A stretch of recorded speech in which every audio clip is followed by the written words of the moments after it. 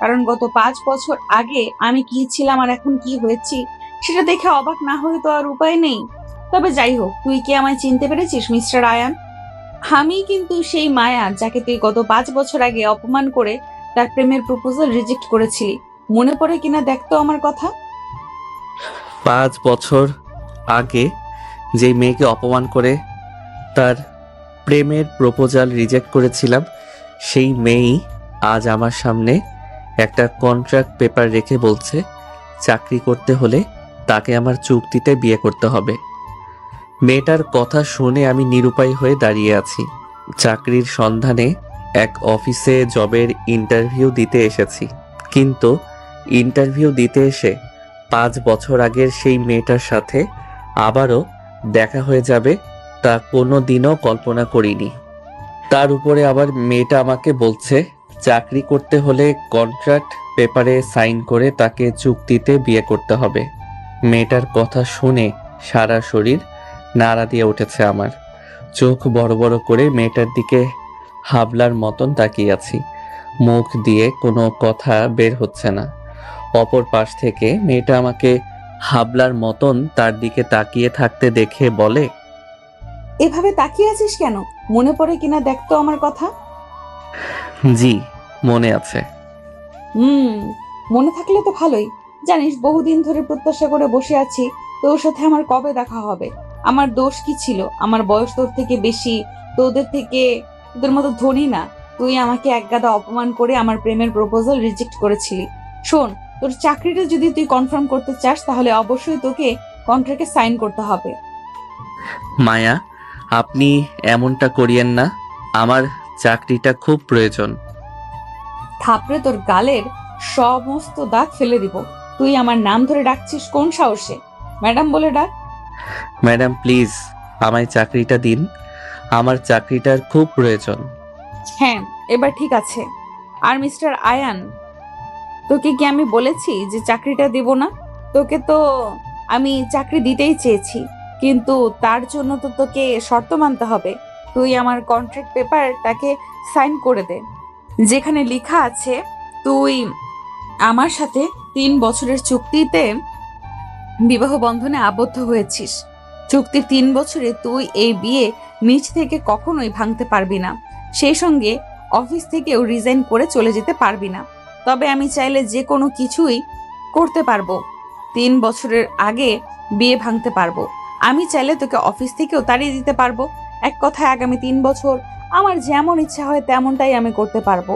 তুই আমায় এই এগ্রিমেন্টে রাজি হয়ে যা, তাহলেই তোর চাকরিটা তুই পেয়ে যাচ্ছিস। আয়ান কি করবে বুঝতে পারছে না, আবারও হাবলার মতো মায়ার দিকে তাকিয়ে আছে।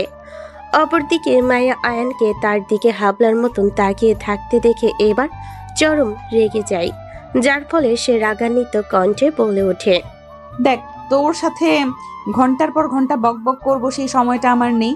হয় তুই কন্ট্রাক্ট পেপারে সাইন কর, না হয় শুরুতেই অফিসের সকল কর্মচারীর সামনে আমি তোর চরম অপমান করব। তারপর সিকিউরিটির মাধ্যমে তোকে ঘাড় ধাক্কা দিয়ে অফিস থেকে বের করে দিব। এবার তুই কোনটা করবি জলদি বল। আয়ান এই অফিসে ইন্টারভিউ দিতে এসে এক ভয়ানক পরিস্থিতিতে আটকে গেছে। এখন সে চাইলে চাকরিটা বরখাস্ত করতে পারবে না, কারণ মায়া সবার সামনে তাকে অপমান করার হুমকি দিয়েছে। অন্যদিকে সে চাকরিটা করলো তার জন্য বিপদ, কারণ আজ প্রথম দিনেই মায়া তার সাথে যেভাবে কথা বলেছে, এতে করে আয়ান বুঝে গেছে রোজ তাকে মায়ের হাতে অপমান আর অপদস্থ হতে হবে। এছাড়া মায়া তাকে কন্ট্রাক্ট পেপারের সাহায্যে 3 বছরের জন্য বিয়ে করে তার জীবনটা নরক বানিয়ে দিতে চাইছে। তবে আয়ানের হাতে বর্তমানে থার্ড কোনো অপশন নেই। দুটোর মধ্য থেকে যে কোনো একটা তার বেছে নিতে হবে। একদিকে তার চাকরিটা খুব প্রয়োজন, সংসারের অভাব অনটন মেটাতে হলে চাকরিটা তার করতেই হবে। অন্যদিকে চাকরিটা রিজেক্ট করলে ঘরের মানুষের পেটে ভাত জুটবে না, আর সেই সঙ্গে অফিসের সকল কর্মচারীর সামনে অপমান হতে হবে। তাই আয়ান পরিবারের কথা চিন্তা করে আর কোনো কিছু না ভেবে কন্ট্রাক্ট পেপারে সাইন করে দেয়। মায়া আয়ানের কাছ থেকে কন্ট্রাক্ট পেপারে সাইন করিয়ে সেই কন্ট্রাক্ট পেপারটা ডেস্কের ভিতর রেখে তালা মেরে চেয়ার থেকে উঠে আকাশের কাছে এসে দাঁড়ায়। আজ থেকে তুই আমার পার্সোনাল অ্যাসিস্ট্যান্ট। তোর কোয়ালিফিকেশন যতই থাকুক না কেন, বর্তমানে এর থেকে ভালো কিছু তুই ডিজার্ভ করিস না। আগামী 3 বছর তোকে আমার অ্যাসিস্ট্যান্ট হয়েই কাটাতে হবে। এই যে শুন, তুই আমার অ্যাসিস্ট্যান্ট হয়েও আমি জানি তুই যোগ্যতা সম্পন্ন একটা ছেলে, তাই তোকে এখন কিছু কাজ দিব, সেসব তো সম্পন্ন করতে হবে। এপি, এই যে আমার ডেস্কের উপরে 3টা ফাইল রয়েছে, এইগুলো ফার্স্ট টু লাস্ট শেষ করে বুঝিয়ে দিয়ে তারপর বাসায় যাবি। এবার গিয়ে ওই কোনায় ফ্লোরের উপরে বসে কাজ কর। আমি আগামীকাল ম্যানেজারকে বলে দরজার বাইরে তোর জন্য চেয়ার আর একটা ডেস্কের ব্যবস্থা করে দিব। আয়ান চুপচাপ মায়ের কথা মতন মায়ের ডেস্কের উপর থেকে 3টা ফাইল নিয়ে মায়া কেবিনের এক কোণায় বসে ফাইলগুলো রেডি করতে শুরু করে। মায়া আয়ানকে ফ্লোরের উপরে বসে কাজ করতে বলাই আয়ানের বেশ অপমান লাগে, কিন্তু আয়ান মায়াকে সেটা নিয়ে কিছুই বলে না, কারণ সে অপারগ। চাকরিটা তার জন্য খুব জরুরি। পারিবারিক অবস্থা আয়ানের একদম ভালো নেই। সে এখন যদি মায়ের কথা না শুনি তাহলে সেটা তার জন্য সমস্যাজনক হবে। তাই সে মুখ বুজে ফ্লোরের উপরে বসে কাজ করতে আরম্ভ করে। কাজ করতে করতে দুপুর 3টা পেরিয়ে গেছে। দুপুর 2টার দিকে অফিসের লাঞ্চ টাইম। অনেকেই অফিসের বাইরের ক্যান্টিনটাতে খেতে গিয়েছে, আবার অনেকেই বাসা থেকে দুপুরের খাবার নিয়ে আসা খাবারগুলো অফিসে বসেই খেয়েছে। এমনকি মায়া কেবিনে বসে তার দুপুরে লাগছে। তবে আয়ান কিছুই খায়নি। সে নাকি সবগুলো ফাইল রেডি করে 3:30টার দিকে মায়ের কাছে দেয়। ফাইলগুলো রেডি করে আয়ান মায়াকে দেওয়ার পর মায়া এবার 10 মিনিটের জন্য আয়ানকে ছুটি দেয় বাইরে থেকে খেয়ে আসার জন্য। আয়ান কেবিন থেকে বেরিয়ে ক্যান্টিনের দিকে চলে যায় খাওয়ার জন্য। ক্যান্টিনে গিয়ে হালকা কিছু খাবার খেয়ে 10 মিনিটের আগে সে ফিরে আসে। ফিরে আসার পর মায়া কেবিনে ঢুকতেই দেখে মায়া ফোনের মধ্যে কার সাথে যেন প্রেমের কীর্তন গাইছে। আইন পুরো হতভম্ব হয়ে গেছে মায়ার ফোন আলাপ শুনে, কারণ আজ সকালেই কন্ট্যাক্ট পেপারের মাধ্যমে মায়া তাকে বিয়ে করেছে। আবার অন্যদিকে এখন মায়া কেবিনে বসে ফোনের সাহায্যে অন্য কোনো ছেলের সাথে প্রেম আলাপ করছে। আয়ানের সমস্ত কিছু যেন কেমন গুলিয়ে যাচ্ছে, কারণ আকাশ নিজ ইচ্ছায় তনুর জীবনে কদম ফেলেনি।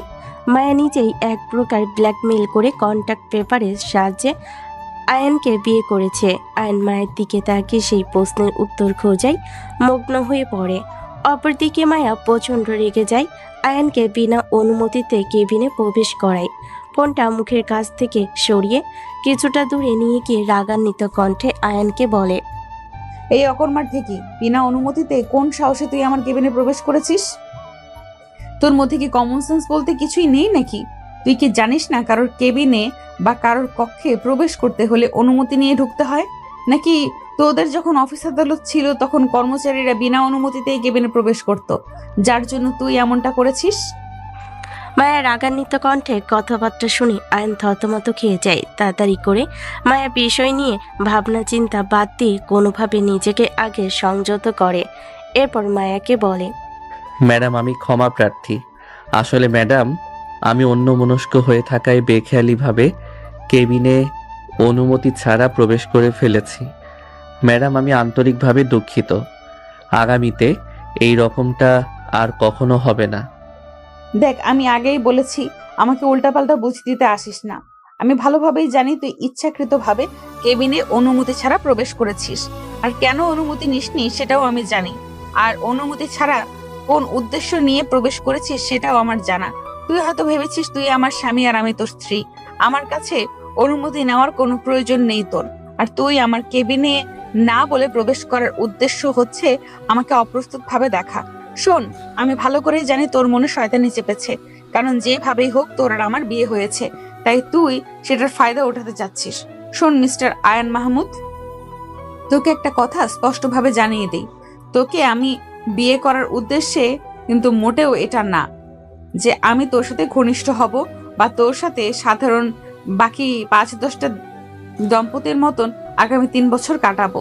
তোকে আমার বিয়ে করার একমাত্র উদ্দেশ্য হলো তোকে হাতের মুঠোয় জিম্মি করে তোর জীবন থেকে সমস্ত সুখ শান্তি কেড়ে নিয়ে তোর পুরো লাইফটা জাহান্নাম বানিয়ে দেওয়া। গত 5 বছর আগে তুই আমাকে যে কষ্টটা দিয়েছিস, আমি আগামী 3 বছরে তোর দেওয়া কষ্টের চাইতেও কয়েক হাজার গুণ বেশি কষ্ট তোকে আমি দিব। সেজন্যই আমি তোকে কন্ট্রাক্ট পেপারে সাইন করে জিম্মি করেছি। মায়া কথা শুনে আয়ানের এবার প্রচন্ড মেজাজ খারাপ হয়, কারণ একে তো মায়া তার উপরে জোর জবরদস্তি দোষ চাপিয়ে দিচ্ছে, দ্বিতীয়ত মায়া তার উপরে প্রতিশোধ নেওয়ার জন্য খালি তাকে বিয়ে করেছে। আয়ন সবকিছু শোনার পর নিজেকে কন্ট্রোল করতে না পেরে মায়ার মুখের উপরে বলে ওঠে, এই মেয়ে নিজেকে কি ভাবিস তুই? হ্যাঁ, দুনিয়ায় খালি একমাত্র তোর কথাগুলোই সঠিক, আর বাকি সবার কথা মিথ্যা। আর তুই একটু আগে কি বললি? আমার জীবন থেকে সুখ শান্তি কেড়ে নিয়ে আমার জীবন জাহান্নাম বানাবি? শোন, তোর চাকরি আমি করব না, আমি অন্য কোথাও চাকরির জন্য আবেদন করব। তারপর দেখি তুই আমার সুখ শান্তি কিভাবে কেড়ে নিস। আয়নের মুখে তুই তোকারি শুনে মায়া ফোন কেটে দিয়ে টেবিলের উপর রাখে।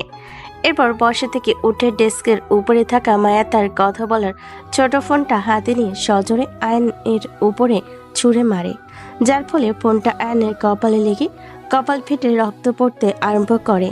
মায়ের এমন আচরণে আয়নের আরও রাগ উঠে যায়। নিজেকে সামলানো বাদ দিয়ে কোনো কিছু না ভেবে আয়ন সোজা মায়ের দিকে তেড়ে গিয়ে মায়াকে গলা চেপে ধরে পিছনের দেওয়ালের সাথে মায়াকে ঠেসে ধরে।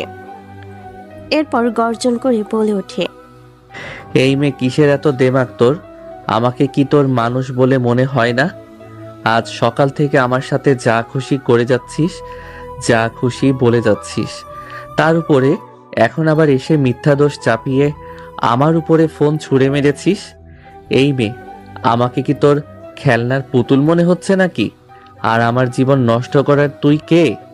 5 বছর আগে তোকে না হয় অপমান করেছি, তাই বলে কি তুই আমার পুরো জীবনটাই তছনছ করে দিবি নাকি? মায়া আয়ানের কথার কোনো জবাব দেয় না, আর জবাব দিবেই বা কি করে? আয়ন মায়ের গলা জোরে চেপে ধরেছে, তাতে করে মায়া বহু চেষ্টা করেও মুখ দিয়ে কোনো শব্দ বের করতে পারছে না। প্রচণ্ড ব্যথা লাগছে মায়ের। ব্যথা সহ্য করতে না পেরে মায়ের চোখ দিয়ে পানি পড়তে আরম্ভ করে। মায়া অসহায়ের মতো চোখে পানি নিয়ে আয়নের দিকে তাকিয়ে থাকে।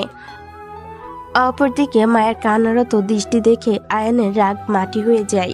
মনের ভিতর কেমন যেন এক ধরনের খারাপ লাগা অনুভব করছে। যদিও বা মায়া আয়নের সাথে খারাপ আচরণ করেছে, কিন্তু মেয়েটার চোখের পানি দেখা মাত্রই আয়ন কেমন যেন একদম শান্ত হয়ে যায়। মায়ের গলা থেকে হাতটা চুপচাপ নামিয়ে নিয়ে দাঁড়িয়ে থাকে আয়ন। অন্যদিকে মায়া আয়নের থেকে ছাড়া পাওয়া মাত্রই কাশতে কাশতে বলে ওঠে, তোকে আমি ছাড়বো না। 5 বছর আগের কথা, 5 বছর আগের আচরণের কারণে আগামী 3 বছরের জন্য তোকে জিম্মি করেছি, কিন্তু বর্তমানে তুই যেটা করেছিস সেটার জন্য তোকে অনেক ভয়াবহ শাস্তি পেতে হবে। আর তুই একটু আগে কি বলেছিলি? আমার চাকরি করবি না, অন্য কোথাও চাকরি দেখবি? শোন, এই চিন্তা মাথা থেকে ছেড়ে ফেলে দে, না হয়তো কন্ট্রাক্ট পেপার নিয়ে গিয়ে থানায় মামলা করে তোকে লকআপে বন্দি করব। আয়ন মায়ের কথার প্রত্যুত্তরে আর কিছু বলে না, কারণ আয়ন ভালো করেই বুঝে গেছে সে ইতিমধ্যে ভুল করে ফেলেছে। তার উপরে সে এখন আরও কিছু বলে বিষয়টা আরও জটিল হবে, যার দরুন তাকে আর তার পরিবারকে শাস্তি পেতে হবে। এমনিতেই মায়া যে ডেঞ্জারাস, তার উপরে এখন যদি আয়ন উল্টাপাল্টা কিছু বলে, তাতে করে সত্যি মায়া আয়নের 12টা বাজিয়ে দিবে।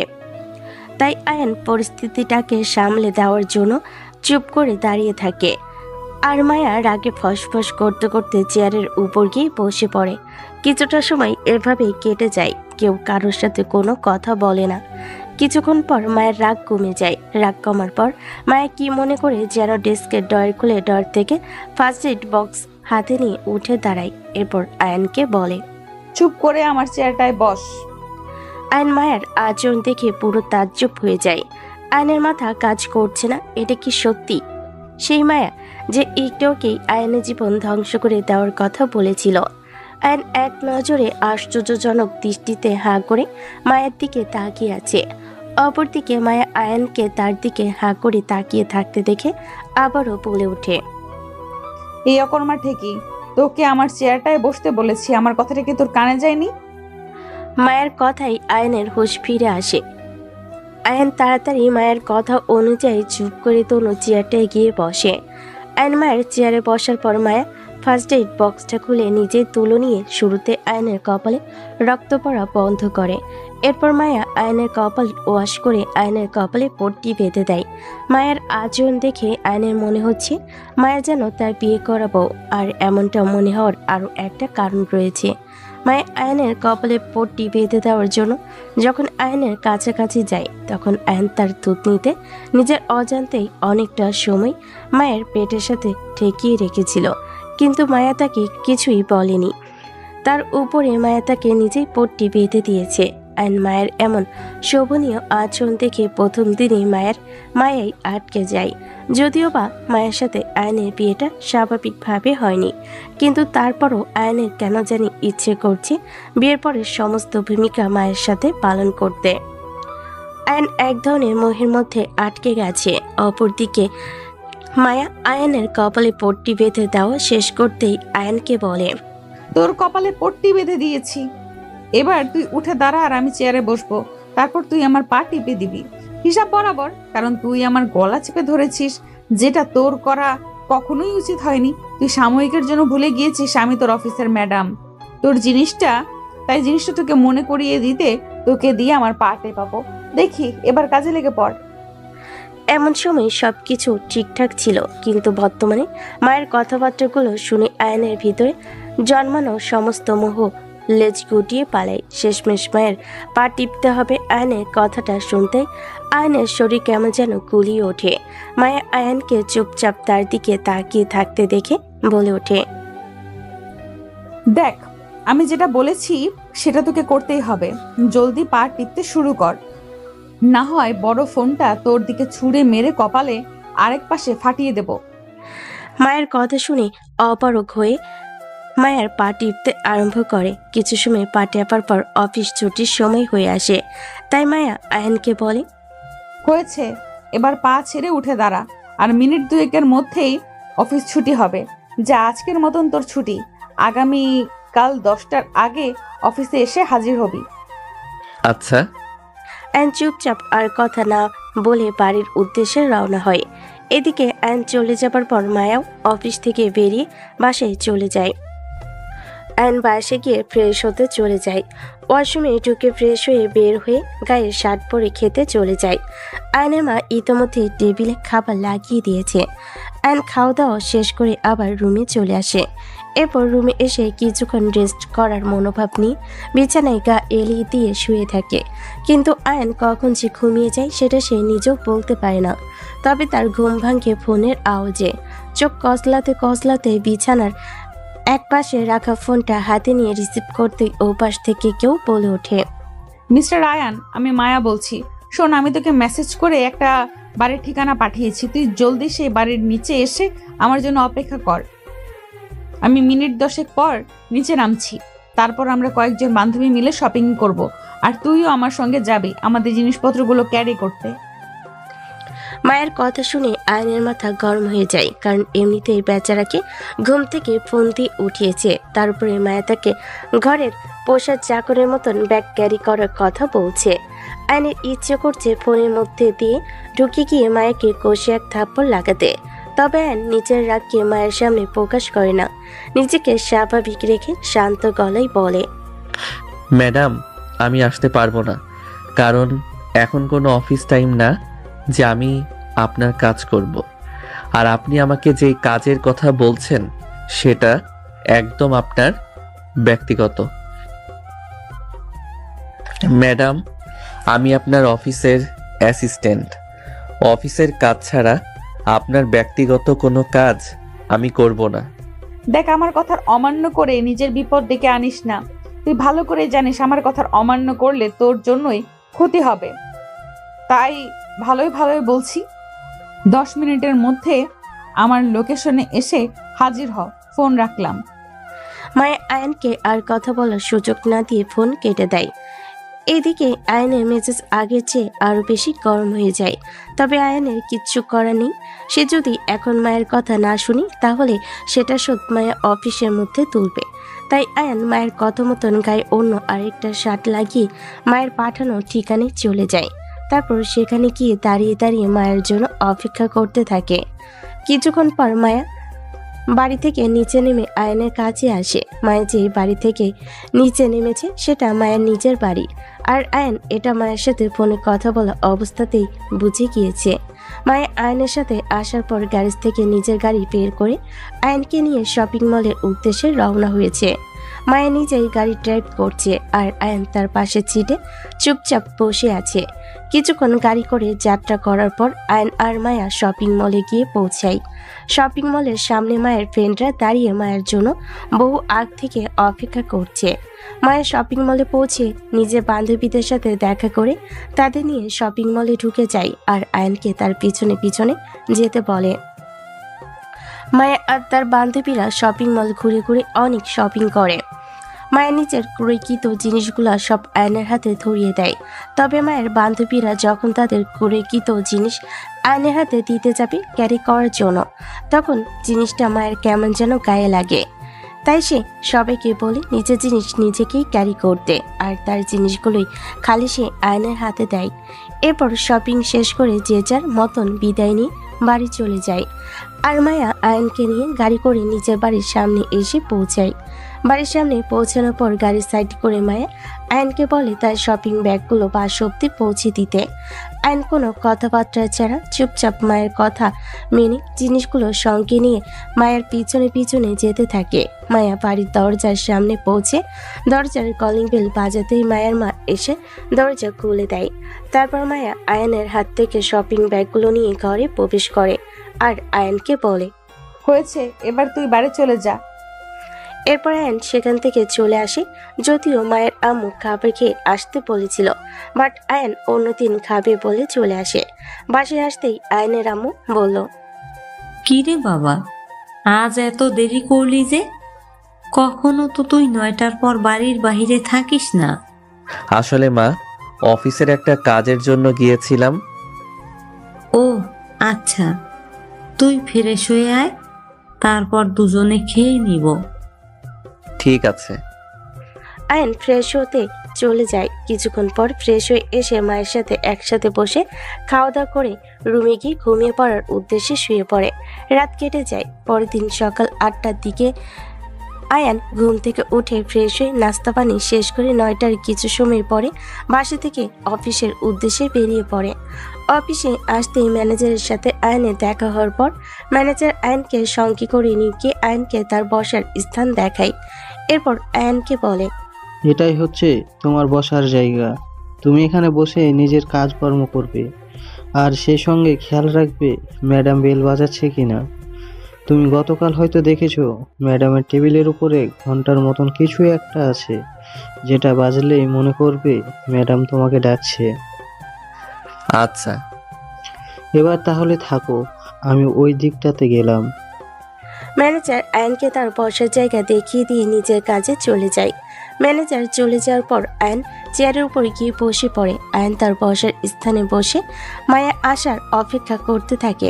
10টা বাজার 2 মিনিট আগে মায়া অফিসে প্রবেশ করে। মায়া অফিসে প্রবেশ করার পর কেবিনে ঢোকার সময় আয়নকে ইশারা করে তার কেবিনে আসতে বলে। আয়ন মায়ের আদেশ মতন মায়ের পিছনে পিছনে মায়ের কেবিনে প্রবেশ করে। আয়ন মায়ের কেবিনে ঢুকতেই মায়া আয়নকে বলে, আচ্ছা আয়ান, তোর সমস্যাটা কি? কেন ম্যাডাম, কি হয়েছে? আমি কি কোনো ভুল করেছি নাকি?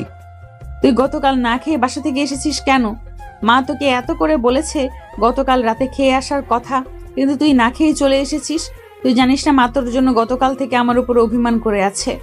তার উপরে তিনি গতকাল রাতে কিছু খায়ও নি। আমি রাতে কতবার বলেছি খাওয়ার কথা, কিন্তু গতকাল তুই না খেয়ে আসার কারণে মাও রাতে খায়নি। কেন করেছিস এমনটা? আমি তোর উপরে রেগেছিলাম বলে? না ম্যাডাম, এমনটা নয়। আসলে আমার বাসায় মা একা, তাই তাড়াহুড়ো করে না খেয়ে চলে এসেছিলাম। কারণ হয়তো মা আমার জন্য না খেয়ে বসে থাকবে। আয়ান, যেটাই হোক, তোর খেয়ে আসা উচিত ছিল। একদিন আমার বাসায় খেলে তেমন কিছুই হতো না। আন্টিকে না হয় পরে গিয়ে বুঝিয়ে বলতি, কিন্তু তুই না খেয়ে আসায় মা অনেক কষ্ট পেয়েছে। তার উপর আমি নিজেও জানি তুই আমার কারণে খাসনি। এছাড়াও মা নিজেও আমায় বলেছে আমি খাবার খেতে এসে তোকে দেখলে রাগারাগি করবো, তাই তুই খাসনি।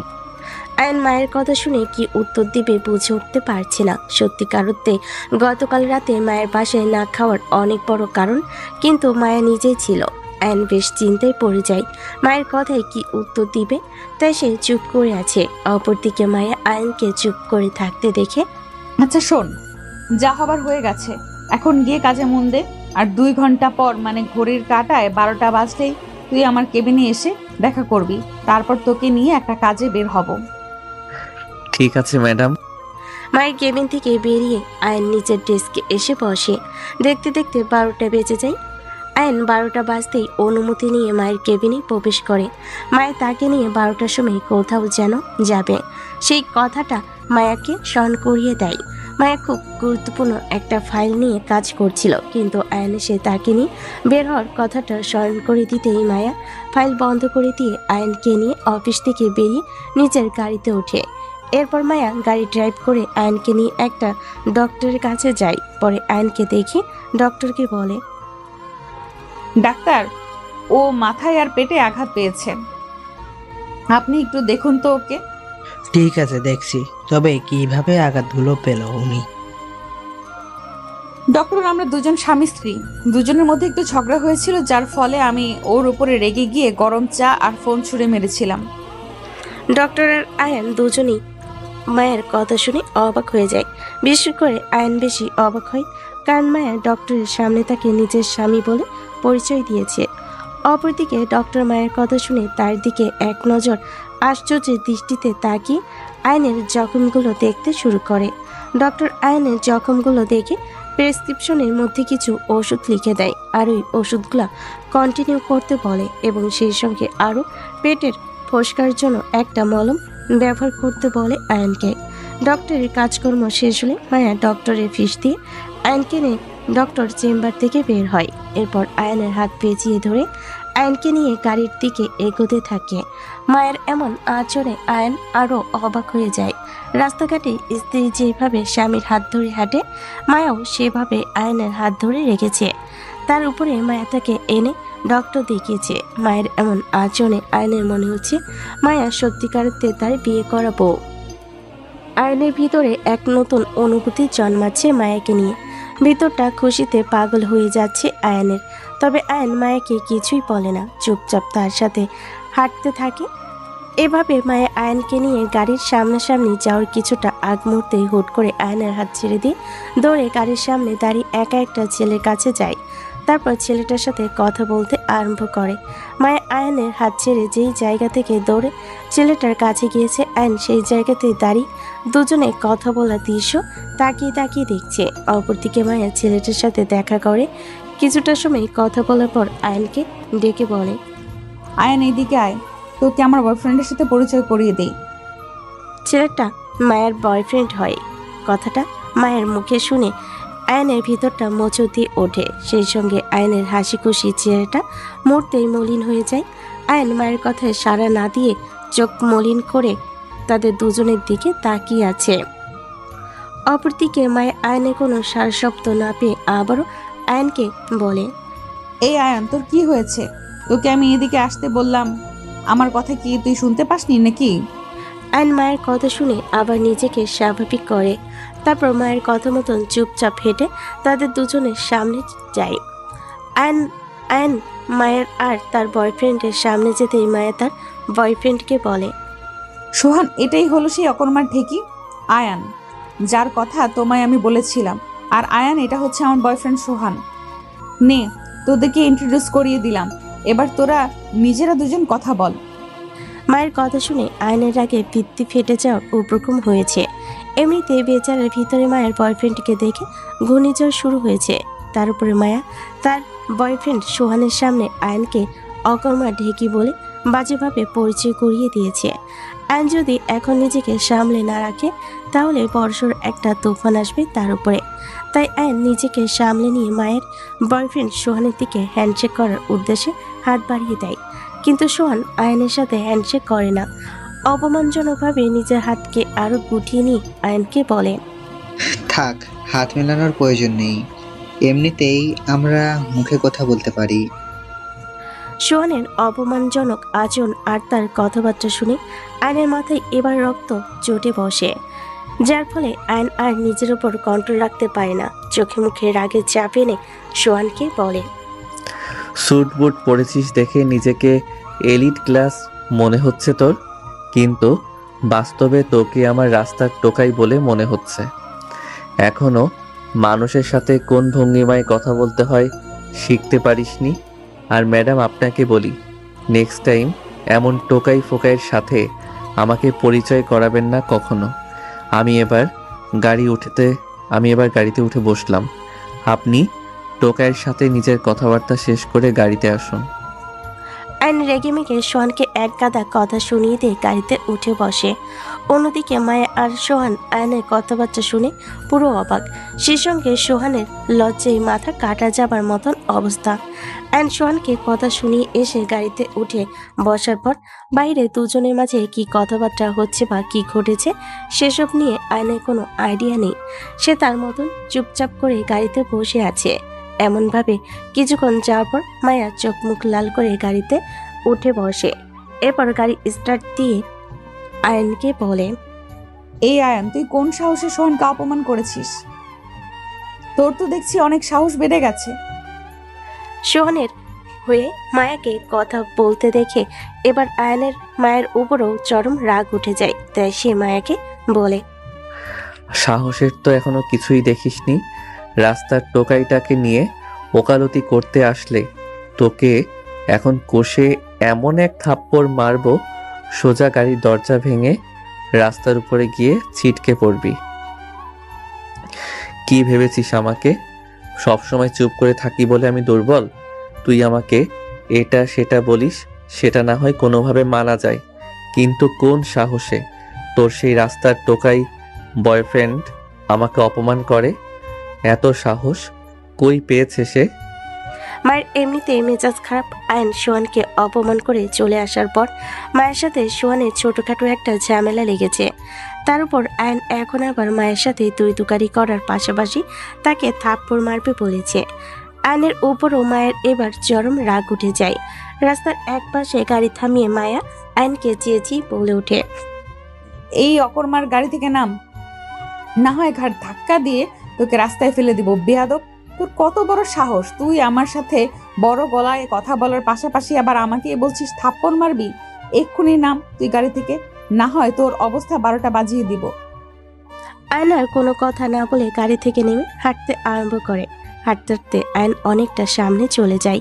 আর মায়া রাস্তার একপাশে গাড়ি সাইড করে এখনো গাড়িতে বসে আছে। এভাবে কিছুক্ষণ যাওয়ার পর মায়ার কি যেন একটা ভেবে গাড়ি স্টার্ট করে আয়নের কাছে পৌঁছায়। এরপর আয়নের সামনে গাড়ি থামিয়ে আয়নকে ডেকে বলে, এই আয়ান, গাড়িতে উঠে এসে বস। না ম্যাডাম, আমি আপনার সাথে যাব না। আপনি গাড়ি নিয়ে চলে যান। আয়ান প্লিজ রাগ করিস না, গাড়িতে এসে বস প্লিজ। না ম্যাডাম, আমি যাব না, কারণ আমার মতন মানুষের কোনো যোগ্যতা নেই আপনার গাড়িতে বসার। এই আয়ান, সরি, আমার ভুল হয়ে গেছে। আর আমি সোহানের তরফ থেকেও তোর কাছে ক্ষমা চাইছি। তুই এবার প্লিজ গাড়িতে উঠে বস। মায়া আয়নের কাছে কয়েকবার ক্ষমা চাওয়ায় আয়নের মন গলে না। তাই সে মায়ের কথা মতন গাড়িতে এসে উঠে বসে। আয়ন গাড়িতে উঠে বসতেই কেন জানি মায়ের মুখে হাসি ফুটে ওঠে। মায়া গাড়ি স্টার্ট করে আয়নকে নিয়ে অনেক নামি দামি একটা রেস্টুরেন্টে গিয়ে পৌঁছায়। এরপর মায়া আয়নকে বলে, গাড়ি থেকে নাম, আজ দুপুরের খাবারটা আমরা দুজনে রেস্টুরেন্টে বসে একসাথে খাবো। আয়ন মায়ের কথা শুনে বেশ অবাক হয়, কিন্তু সে কিছুই বলে না। মায়ের কথা মতন চুপচাপ গাড়ি থেকে নিচে নামে। আয়ন গাড়ি থেকে নিচে নামতেই মায়ের সেই আগে নেই আয়নের হাত পেঁচিয়ে ধরে, যেমনটা ডক্টরের কাছ থেকে বেরিয়ে করেছিল। মায়ের চোখে মুখে আনন্দের হাসি, তবে এই হাসি বেশিক্ষণ দীর্ঘায়ু হয় না।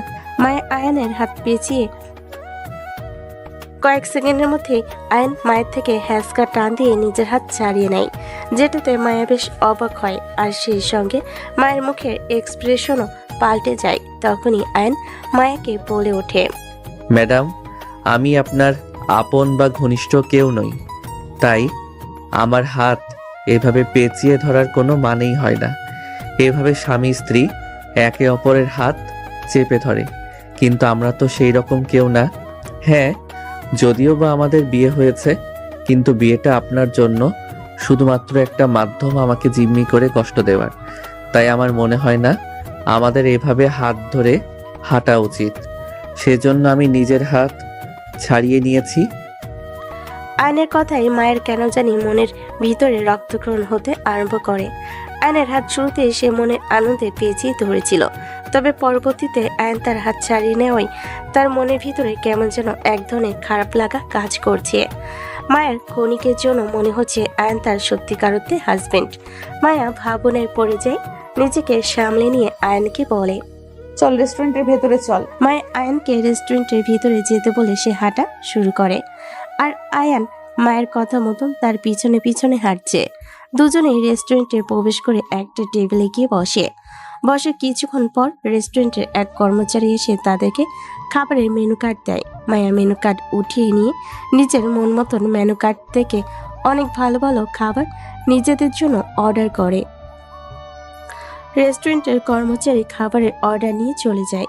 অন্যদিকে আয়ন মায়ের আচরণ দেখে খুবই অবাক, কারণ আজ সকাল থেকেই মায়ের মধ্যে কেমন যেন পরিবর্তন লক্ষ্য করছে সে। প্রথমে সে তাকে ডক্টরের কাছে নিয়ে গেল, তারপর ডক্টরের কাছে নিজেকে স্বামী স্ত্রী বলে পরিচয় দিল। এরপর আয়ন তার সাথে গাড়িতে বাজে কথা বলল, যার দরুন মায়ের রেগে থাকার কথা আয়নের উপর, কিন্তু সে পরবর্তী নিজেই আয়নের কাছে সরি বলেছে। এছাড়া এখন আবার তাকে রেস্টুরেন্টে খাওয়ানোর জন্য নিয়ে এসে ভালো ভালো খাবার অর্ডার করেছে। আয়ন ভাবনায় পড়ে যায় মায়ের এমন পরিবর্তন দেখে। রেস্টুরেন্টের কর্মচারী খাবার দিয়ে যাওয়ার পর মায়ের আয়নকে বলে খাওয়া শুরু করতে। আয়ন মায়ের কথা অনুযায়ী চুপ করে খেতে আরম্ভ করে। মায়ের নিজেরও খাবার খেতে আরম্ভ করেছে। খাওয়া দাওয়া শেষ করে মায়া রেস্টুরেন্টের বিল পরিশোধ করে আয়নকে নিয়ে এসে গাড়িতে উঠে বসে। এরপর গাড়ি ড্রাইভ করতে শুরু করে। কিছুটা পথ গাড়ি ড্রাইভ করে অতিবাহিত করার পর মায়া আয়নকে বলে, জানিস তোকে নিয়ে কেন রেস্টুরেন্টে এসেছি? না, জানি না। শোন তাহলে কারণটা বলছি।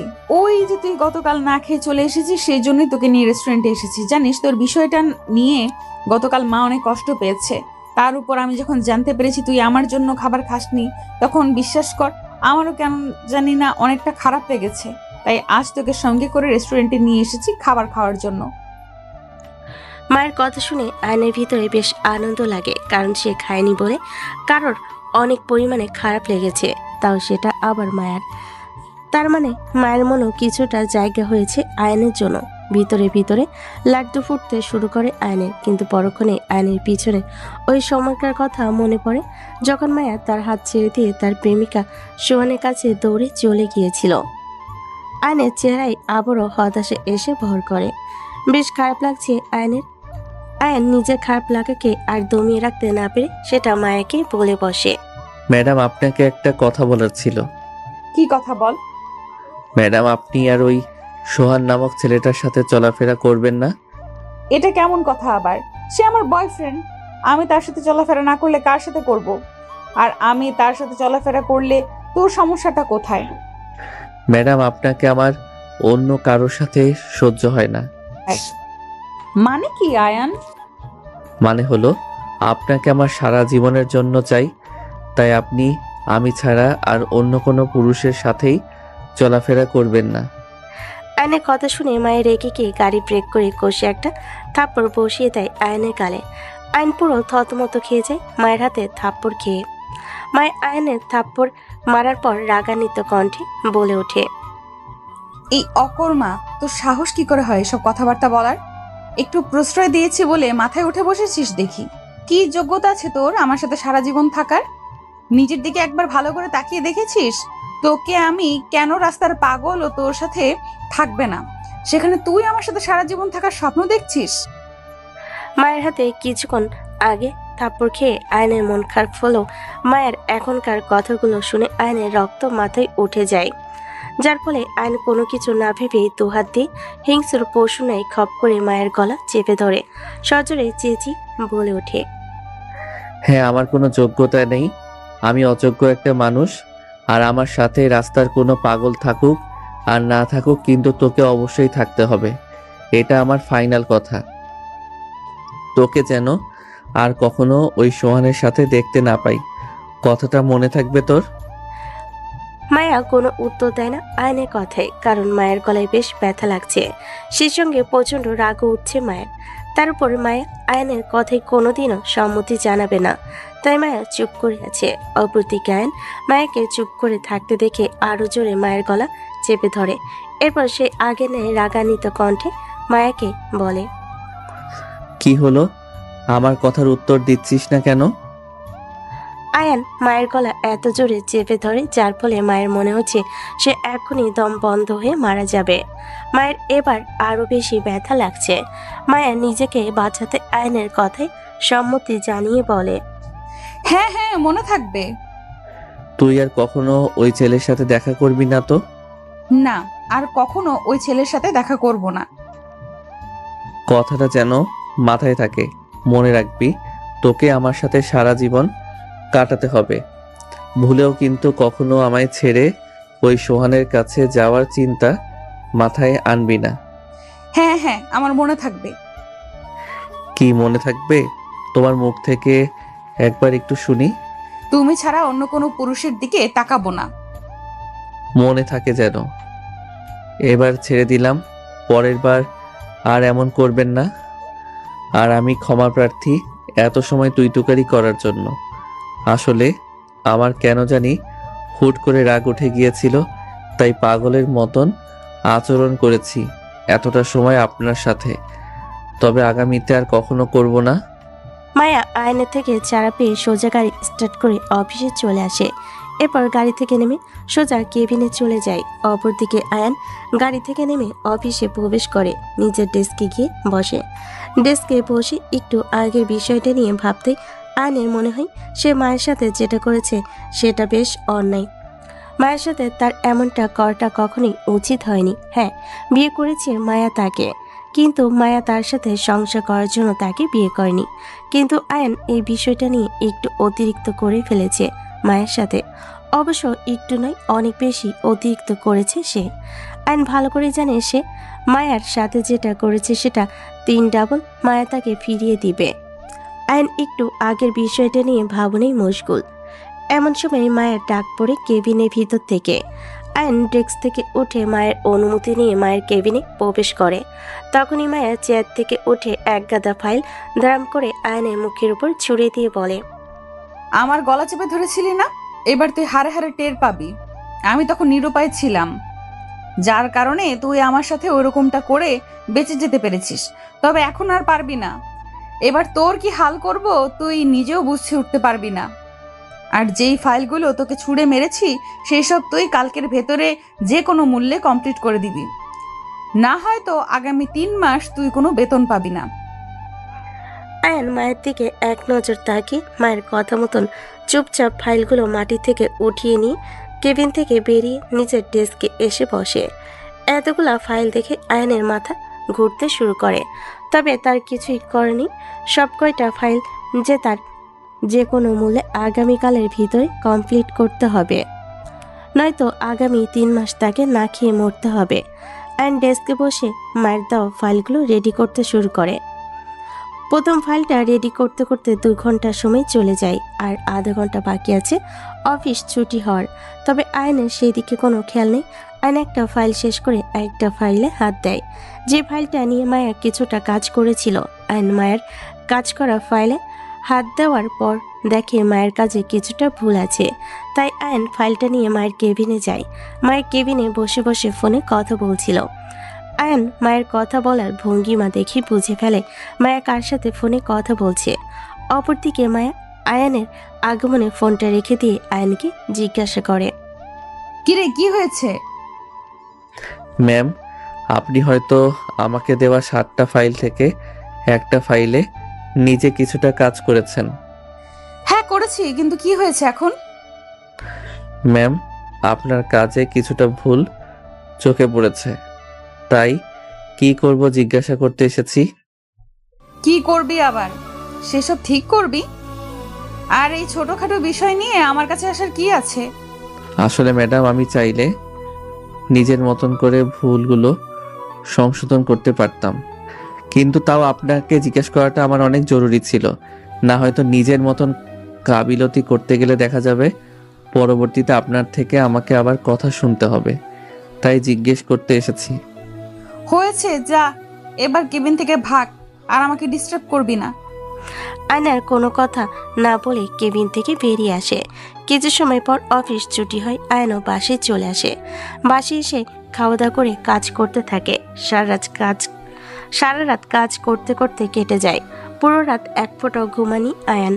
সকাল 8টার দিকে 7টা ফাইল পুরোপুরি কমপ্লিট হয়। কাজ শেষ করে আয়ান হাত মুখ ধুয়ে 9টার কিছু সময় পর ঘর থেকে অফিসের উদ্দেশ্যে বেরিয়ে পড়ে আয়ান। অফিসে পৌঁছে মায়ের কেবিনে সব কয়টা ফাইল রেখে এসে ডেস্কে বসে ঝিমোতে শুরু করে। ঝিমাতে এক পর্যায়ে আয়ন ডেস্কের উপরে মাথা রেখে ঘুমিয়ে যায়। কিছুক্ষণ পর কেউ একজন জগ ভরে পানি এনে আয়নের মুখের উপর ছুঁড়ে মারে। আয়ন লাফিয়ে ওঠে ঘুম থেকে। তখনই অপর পাশ থেকে ম্যানেজার আয়নকে বলে ওঠে, এখানে কি ঘুমানোর জন্য এসেছেন নাকি মিস্টার আয়ান মাহমুদ? আয়ন ম্যানেজারের কথায় কোনো উত্তর না দিয়ে হ্যাঁ করে তার দিকে তাকিয়ে আছে। সে সময় ঘটনাস্থলে এসে মায়া উপস্থিত হয়। ম্যানেজার মায়াকে আয়নের ঘুমিয়ে যাওয়ার বিষয়টা জানায়। মায়া ম্যানেজারের কাছে আয়নের ঘুমিয়ে যাওয়ার বিষয়টা শুনে ম্যানেজারকে বলে, খালেক সাহেব, এবার তো ঠান্ডা পানি ছুঁড়ে মেরেছেন। আগামী থেকে অফিসে এসে ঘুমালে ফুটন্ত গরম পানি ছুঁড়ে মারবেন, যাতে করে চেহারার নকশা সব বদলে যায়। যত সব আজেরা লোক এসে জুটেছে আমার অফিসে। মায়া আয়নকে অপমান করে নিজের কেবিনে চলে যায়, আর ম্যানেজারও নিজের কাজে চলে যায়। আর আয়ান ডেস্কের উপরে চুপচাপ বসে পড়ে। মায়ের কথায় আর ম্যানেজারের আচরণে মনের ভিতর কষ্ট লাগলেও উপরে কোনো রিয়াকশন করে না আয়ান, কারণ এসব কিছু তার সাথে নিত্যদিন ঘটতে থাকবে, যেটা তার সহ্য করতে হবে। একসময় কেটে যায়, 1 ঘন্টা কেটে যায়, ঘড়ি কাটা সবে কেবল 11টা অতিক্রম করেছে। এমন সময় হুট করে মায়া রেগে মেগে কেবিন থেকে বেরিয়ে এসে আয়নের কলার চেপে ধরে আয়নকে জোরপূর্বক টেনে অফিসের সকল কর্মচারীর সামনে নিয়ে যায়। এরপর সবাইকে ডেকে বলে, এই যে দেখুন, অফিসের সবচেয়ে বড় অকর্মা, সে নাকি বলে আরো গ্র্যাজুয়েশন কমপ্লিট করেছে। আমি তাকে কয়েকটা ফাইল দিয়েছিলাম কাজ করার জন্য, কিন্তু সে একটা ফাইলের মধ্যে বিরাট বড় একটা ভুল করে বসেছে। এখন একে কি করা উচিত সবাই বলেন? মায়ের কথার প্রতি উত্তরে অফিসের কর্মচারীরা বলে আয়নকে অফিস থেকে বের করে দিতে, কারণ ওর মতন কর্মচারীর জন্য অফিসের অনেক বড় ক্ষতি হতে পারে। মায়ের অফিসের কর্মচারীদের কথা শুনে আয়নকে বলে, সবাই ঠিক কথাই বলছে, তুই অফিস থেকে বেরিয়ে যা, কারণ তোর কোনো যোগ্যতা নেই আমার অফিসে কাজ করার। তোর মতন মানুষ আমার অফিসে থাকলে আমার অফিস ধ্বংস হয়ে যাবে। তাই এক্ষুনি সোজা আমার অফিস থেকে বেরিয়ে যা, না হয় ঘাট ধাক্কা দিয়ে তোকে বের করে দেওয়া হবে। আয়ন মায়ের দিকে হতভাগার মতন তাকিয়ে আছে, কারণ সারা রাত জেগে কাজ করার ফলে মায়ের থেকে যে তাকে এভাবে দিবে সেটা সে কখনো কল্পনা করেনি। এক দৃষ্টিতে মায়ের দিকে তাকিয়ে আছে আয়ন। তারপর মায়া আয়নকে তার দিকে তাকিয়ে থাকতে দেখে সিকিউরিটিকে ডেকে বলে, সিকিউরিটি, এই অকর্মাটাকে ঘাট ধাক্কা দিয়ে অফিস থেকে বের করে দিন। মায়ের কথা মতন সিকিউরিটি আয়নকে ঘাট ধাক্কা দিয়ে অফিস থেকে বের করে দিয়ে আসে। আয়নকে অফিস থেকে ঘাট ধাক্কা দিয়ে বের করে দেওয়ার পর আয়নও মাথা নুয়ে গন্তব্যহীন হাঁটতে আরম্ভ করে। চোখ থেকে পানি টলমল করে পড়ছে আয়নের। সবকিছু শেষ তার, না আছে চাকরি আর না আছে ইজ্জত, দুটোই মায়া তার থেকে কেড়ে নিয়েছে। তবে মায়া আয়নকে অপমান করে বের করে দিল আয়নের জন্য একদিকে সেটা ভালো হয়েছে, কারণ আজ থেকে তাকে আর মায়ের কথা শুনতে হবে না। আজ থেকে মায়া তাকে আর অপমান করতে পারবে না। চাকরি করতে সে 3 বছরের জন্য মায়ের কাছে আটকা পড়ে গিয়েছিল আয়ন। সে কখনো চাইলেও নিজ ইচ্ছাই এই চাকরি ছাড়তে পারতো না, কিন্তু মায়া আজ নিজেই তাকে মুক্ত করে দিয়েছে। তবে পরিবারের কথা ভেবে প্রচণ্ড হতাশা লাগছে আয়নের। সংসার কি করে সামলাবে সেই চিন্তায় হতাশা এসে ভর করেছে আয়নের উপর। হতাশাগ্রস্ত হয়ে হাঁটতে হাঁটতে কোনো এক পার্কে গিয়ে বেঞ্চের উপর বসে চোখের পানি মুছে ভাবতে থাকে কিভাবে কি করবে সে। অন্যদিকে মায়া কিছুক্ষণ ভাবার পর উপলব্ধি করতে পারে যা করেছে সেটা ঠিক হয়নি। হ্যাঁ, আয়নের উপরে তার অভিমান, রাগ রয়েছে। কিন্তু মায়া এ যাত্রায়ও অতিরিক্ত করে ফেলেছে। মায়ের ভিতরে এবার খারাপ লাগা কাজ করছে। তখনকার আচরণের কারণে একটা মানুষ একদিনের মধ্যে 7টা ফাইল কমপ্লিট করেছে। মায়ের তাকে বাহবা দেওয়ার কথা ছিল, কিন্তু মায়া সেটা না করে তাকে উল্টো অপমান করে বের করে দিয়েছে। মায়া মনে মনে সিদ্ধান্ত নেয় আয়নের কাছে ক্ষমা চেয়ে তাকে ফিরিয়ে আনবে। ভাবনা চিন্তা মোতাবেক অফিসের ম্যানেজার নাম্বার থেকে আয়নের কাছে ফোন দেয়, কারণ মায়া ভালো করে জানে তার নাম্বার দেখলে আয়ন ফোন রিসিভ করবে না। তাই সে ম্যানেজারের নাম্বার দিয়ে আয়নকে ফোন দেয়, কিন্তু আয়ন তাও ফোন রিসিভ করে না। বেশ কয়েকবার ম্যানেজারের নাম্বার থেকে আয়নকে ফোন দেওয়ার পরও ফোন রিসিভ করার কোনো নাম নিশানা নেই আয়নের। মায়া বুঝতে পারে আয়ন হয়তো ফোন সাইলেন্ট করে রেখেছে, নাই হয়তো ইচ্ছে করেই কারো ফোন রিসিভ করছে না। মায়া আয়নকে ফোনে না পেয়ে ভাবে কি করবে। তখনই মায়ের মাথায় আসে ফোনে জিপিএস ট্র্যাকারের সাহায্যে আয়নের খোঁজ পাওয়া যেতে পারে যদি আয়ন ফোনের লোকেশন অন থাকে।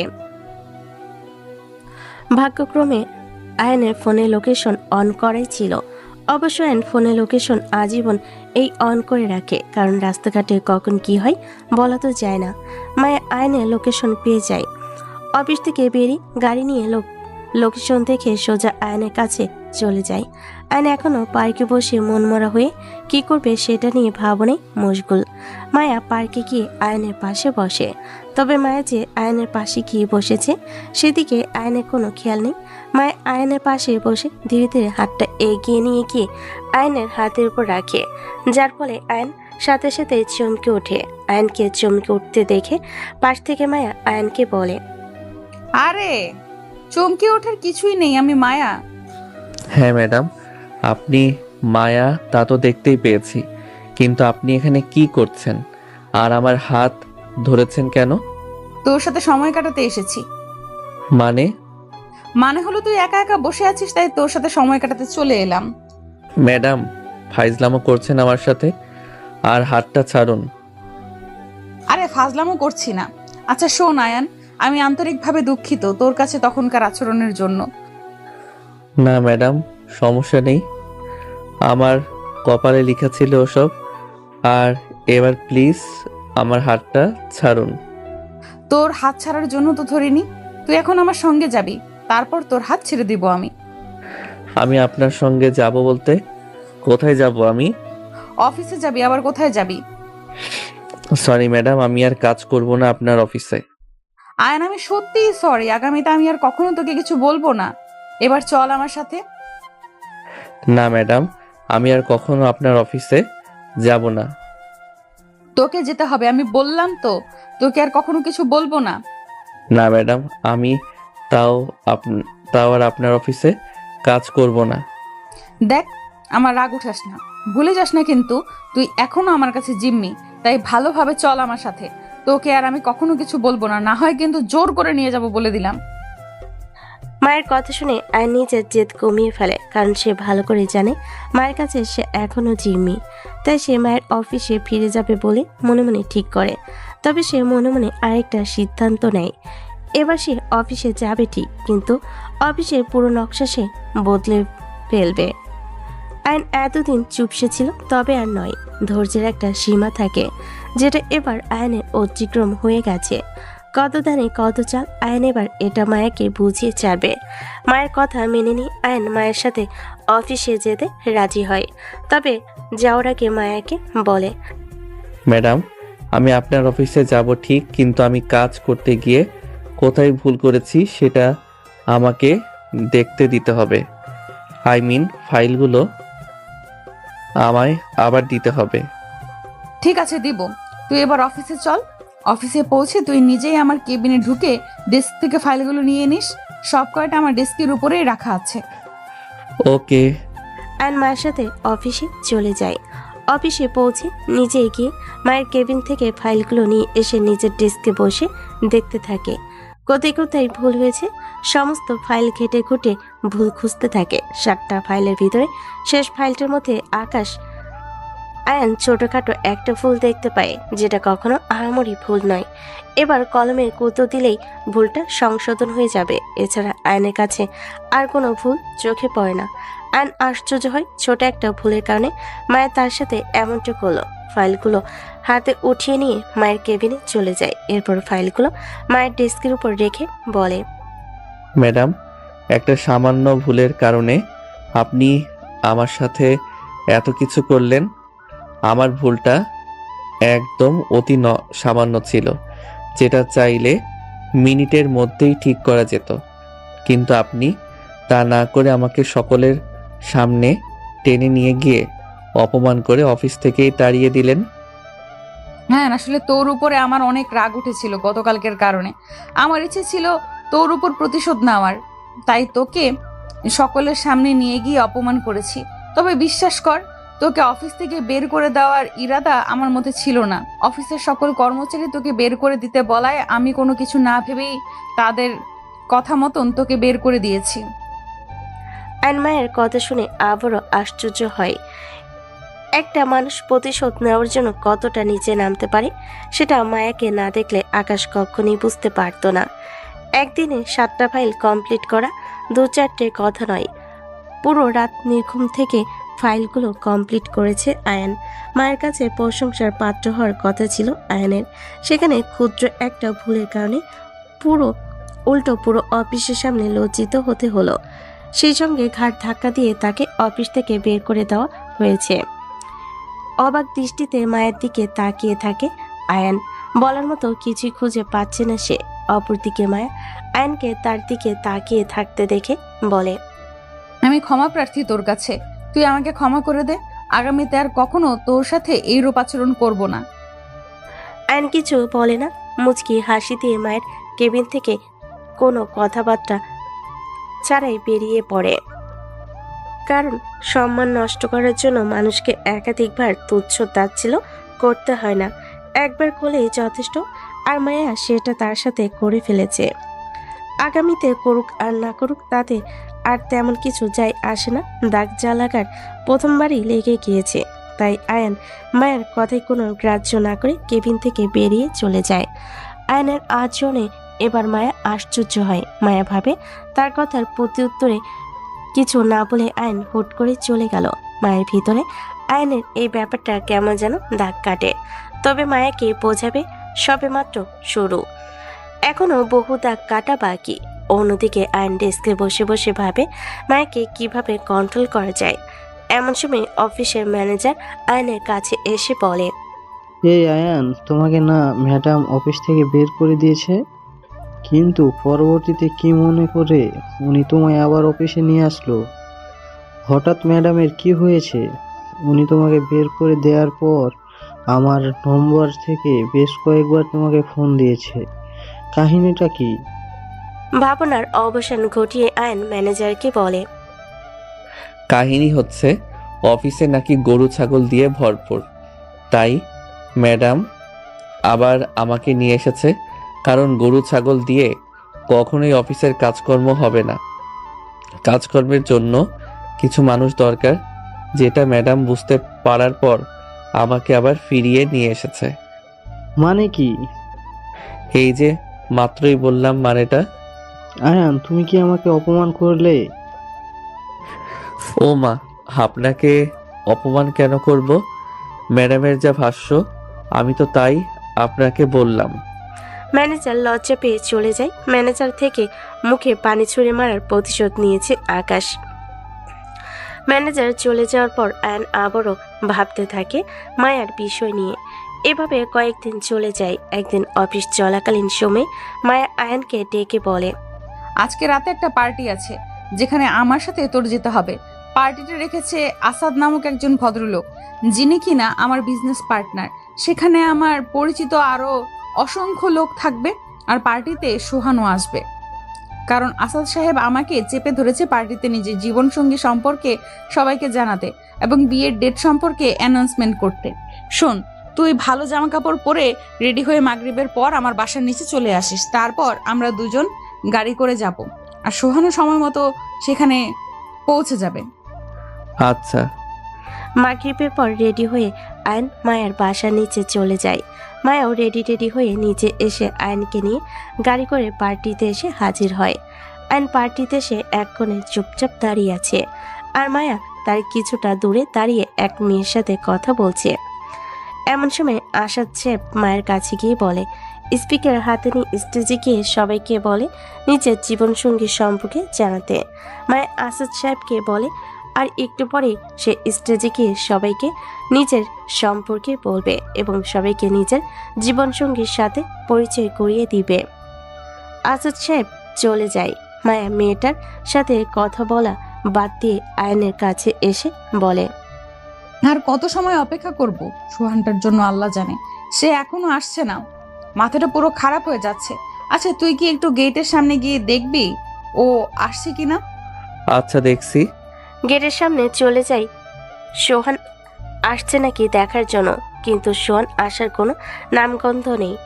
আয়ন ফিরে এসে মায়াকে বলে সোহানকে দেখতে পায়নি। মায়া আয়নের কথা শুনে আয়নকে বলে, ওর আসার গুষ্টি মারি, ওরা আসতে হবে না, তুই চল আমার সাথে। তুই একদম চুপচাপ থাকবি আর আমি ডাকলে পরে তুই আমার কাছে যাবি। আর আমি যেমন যেমন বলবো তুই শুধু সেটার উপর ভিত্তি করে পরে সবাইকে কিছু বলবি। আয়ন কিছু বলে না। মায়া আয়নকে নিয়ে গিয়ে সামনের একটা জায়গায় দাঁড় করিয়ে দেয়, আর সেই স্পিকার হাতে নিয়ে স্টেজে গিয়ে ওঠে। তারপর আয়নকে সবাইকে দেখিয়ে দিয়ে বলে, ওই যে মানুষটা সে হচ্ছে আমার প্রিয় মানুষ। আমরা দুজন একটা মিউচুয়াল আন্ডারস্ট্যান্ডিং এ রয়েছি, দুজনের মধ্যে গভীর প্রেম চলছে। অল্প কিছুদিন পরেই আমরা দুজন বিবাহ করব।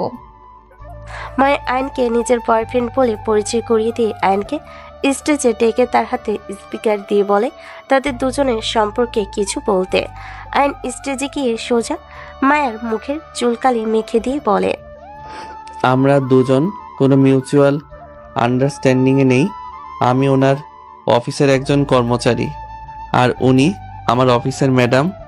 ওনার বয়ফ্রেন্ড হচ্ছে সোহান নামক একজন ভদ্রলোক, যিনি এই পার্টিতে আসার কথা ছিল, কিন্তু কোনো কারণে উনি আসতে না পারায় ম্যাডাম আমাকে ওনার বয়ফ্রেন্ড বলে পরিচয় করিয়ে দিয়েছে। কিন্তু আমি চাই না আপনারা কেউ বিভ্রান্ত হন, তাই ওনাকে আরও কিছুটা সময় দিন। কিছু সময়ের মধ্যে হয়তো ওনার আসল প্রেমিক সোহান চলে আসবে। আয়ন সবার সামনে সত্যিটা বলে স্টেজ থেকে নেমে পার্টি থেকে বেরিয়ে চলে যায়। এদিকে আয়নের কর্মকাণ্ডে লজ্জায় মায়ের স্টেজে দাঁড়িয়ে কান্না করে দিয়েছে। সবাই মায়ের দিকে বাঁকা চোখে তাকিয়ে আছে। কিছুক্ষণ পর মায়াও লজ্জায় স্টেজ থেকে নেমে কান্না করতে করতে পার্টি থেকে বেরিয়ে চলে যায়। পার্টি থেকে বেরিয়ে গিয়ে গাড়িতে উঠে বসে।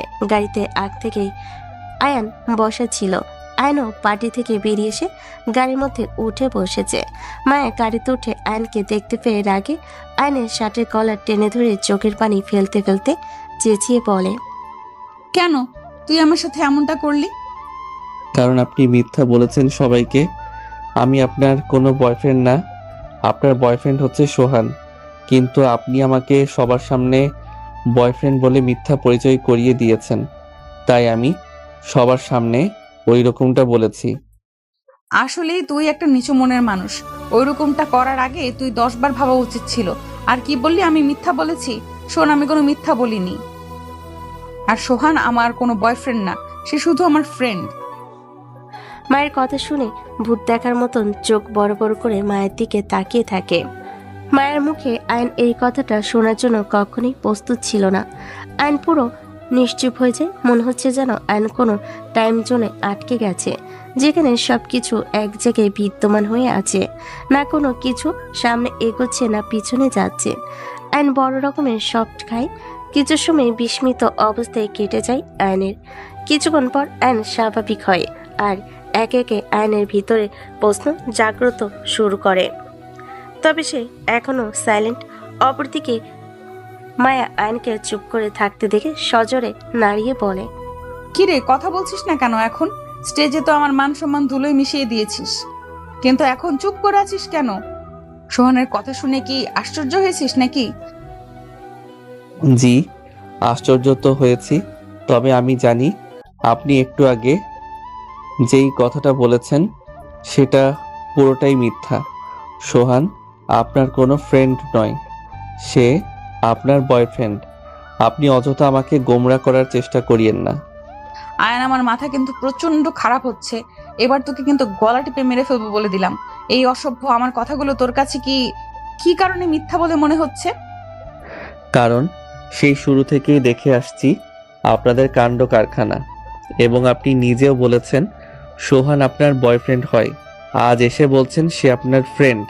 ম্যাডাম, আপনি এক মুখে কয় ধরনের কথা বলেন? আমি এক মুখে হাজার ধরনের কথা বলি, তবে সত্যি এটাই, সে আমার ফ্রেন্ড, কোনো বয়ফ্রেন্ড না। তাহলে আজ এসব কি ছিল?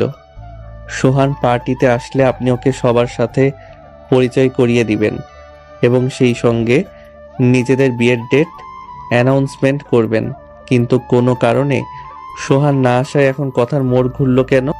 সে আমার বয়ফ্রেন্ড হলে তবেই তো পার্টিতে আসবে, কিন্তু সে তো আমার বয়ফ্রেন্ড না। আর সে এই পার্টি সম্পর্কে কোনো কিছুই জানে না, আর না তাকে আমি কিছু বলেছি।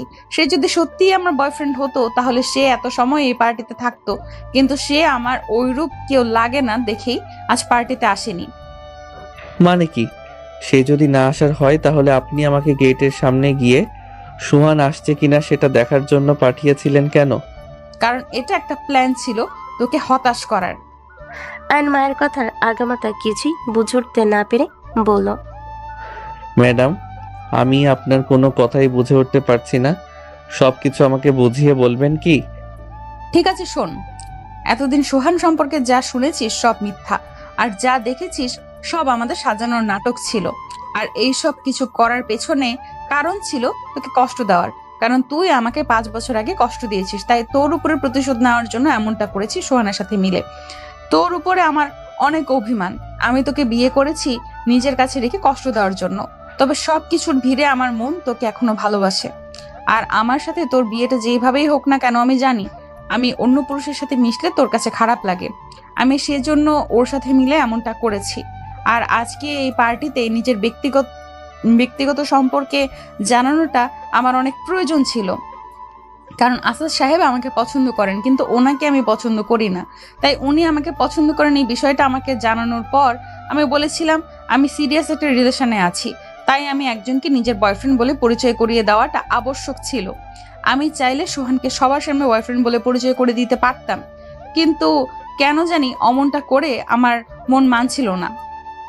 আর তাছাড়া এটা নিয়ে পরবর্তীতে সমস্যাও হতে পারে, কিন্তু তোর বিষয়টা নিয়ে আমার মনে কোনো দ্বিধা কাজ করছিল না, কারণ তোকে আমি ভালোবাসি আর তোর সাথে আমার বিয়ে হয়েছে। তার উপরে তুই আমার হাজব্যান্ড। মোট কথা সবকিছু মিলিয়ে মনের মধ্যে একটা আস্থা হচ্ছিল। সেজন্য আজ আমি তোকে এখানে এনে সবার সামনে নিজের বয়ফ্রেন্ড বলে ইন্ট্রোডিউস করিয়ে দিয়েছি, কিন্তু তুই আমার মান সম্মান এক মুহূর্তের মধ্যেই সব ধুলোয় মিশিয়ে দিয়েছিস।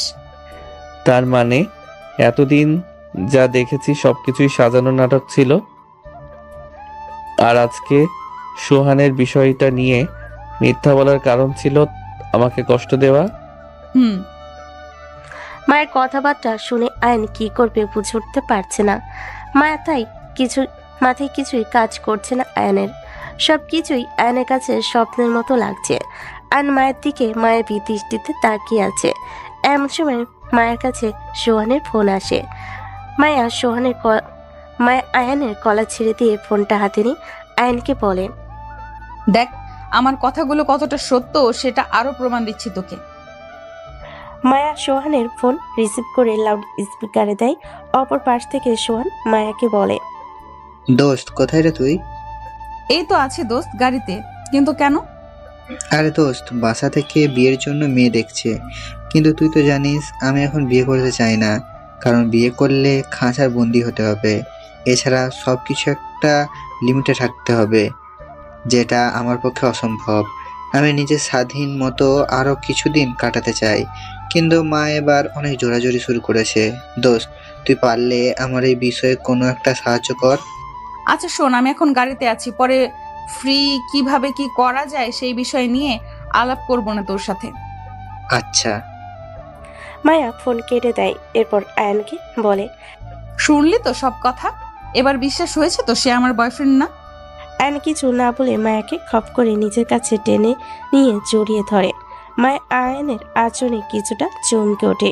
সেই সঙ্গে জড়িয়ে ধরার বিষয়টা মায়েরও বেশ ভালো লাগে। কিছু সময় মায়া নিজেও আয়নের জড়িয়ে ধরার বিষয়টা উপভোগ করে, কিন্তু কিছুক্ষণ পর হুট করে মায়া জোরপূর্বক আয়ন থেকে নিজেকে ছাড়িয়ে নিয়ে আয়নকে বলে, দেখ, আদিক্ষেতে দেখে কোনো লাভ নেই। তুই সারা জীবন আমাকে অপমান করেই যাবি। 5 বছর আগে একবার করেছিলি বান্ধবীদের সামনে, আর আজ আবারও করলি আমার বিজনেস পার্টনারদের সামনে। তোর প্রতি আমার কোনো ফিলিংস নেই, সবকিছু শেষ করে দিয়েছিস তুই। মায়া, তুমি শেষ করলেও এবার আমি শুরু করব। কথার লেহাজ ঠিক কর, আমি তোর ম্যাডাম। আমাকে তুমি ডাকার সাহস কি করে হয়? সাহসের তো এখনো কিছুই দেখনি, সবে মাত্র শুরু। আগামীতে দেখতে থাকো আরো কি কি হয়।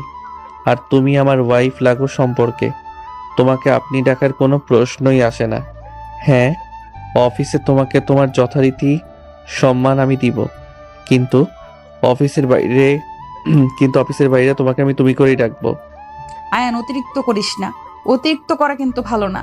তোর জন্য মনে যেইটুকু জায়গা ছিল সেই সব তুই নিজেই শেষ করে দিয়েছিস। তাই এবার তুই গাড়ি থেকে নাম, তোর সঙ্গে একসাথে আমি সফর করব না। আয়ন মায়ের কথা মতন চুপ করে গাড়ি থেকে নেমে যায়। তবে নামার আগে সে মায়াকে বলে, ঠিক আছে, আমিও দেখবো তুমি দুজনের পথ আলাদা করো কিভাবে।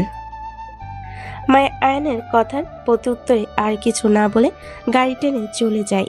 আর আয়ন গাড়ি থেকে নেমে যাওয়ার পর রাস্তায় দাঁড়িয়ে ভাবে, মায়া যতই তাকে প্রতিশোধ নেওয়ার জন্য বিয়ে করুক, আর যতই তার উপর প্রতিশোধ নিক, আয়ন ততই মায়াকে আগলে নিবে। কারণ শুরুটা গত 5 বছর আগে আয়ন নিজেই করেছে। গত 5 বছর আগে সে মায়ের সাথে ওই রকমটা না করলে মায়া কখনোই তার সাথে এমনটা করতো না। এছাড়া আজ যেহেতু মায়া নিজেই ভালোবাসার কথা বলেছে, তাই আজ থেকে আয়ন মায়াকে নিজের করে নেওয়ার সংগ্রামে নামবে। যতই ঝড়ঝাপটা আসবে আসুক, কিন্তু মায়াকে সে অন্য কারোর হতে দিবে না।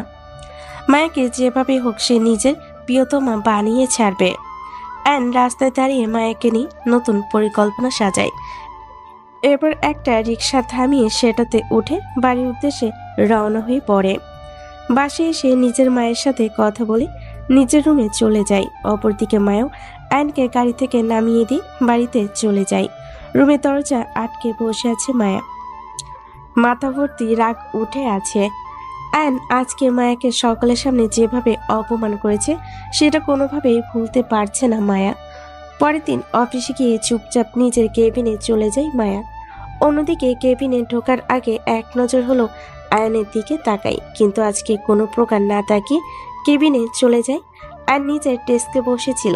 মায়া তার দিকে না তাকিয়ে কেবিনে ঢুকে যাওয়ার বিষয়টা আয়নের কাছে কেমন যেন লাগে। আয়ন সোজা ডেস্ক থেকে উঠে মায়ের কেবিনে যায়। আয়ন মায়ের কেবিনে যাওয়াই মায়া বলে, জি বলুন, কি কারণে কেবিনে এসেছেন?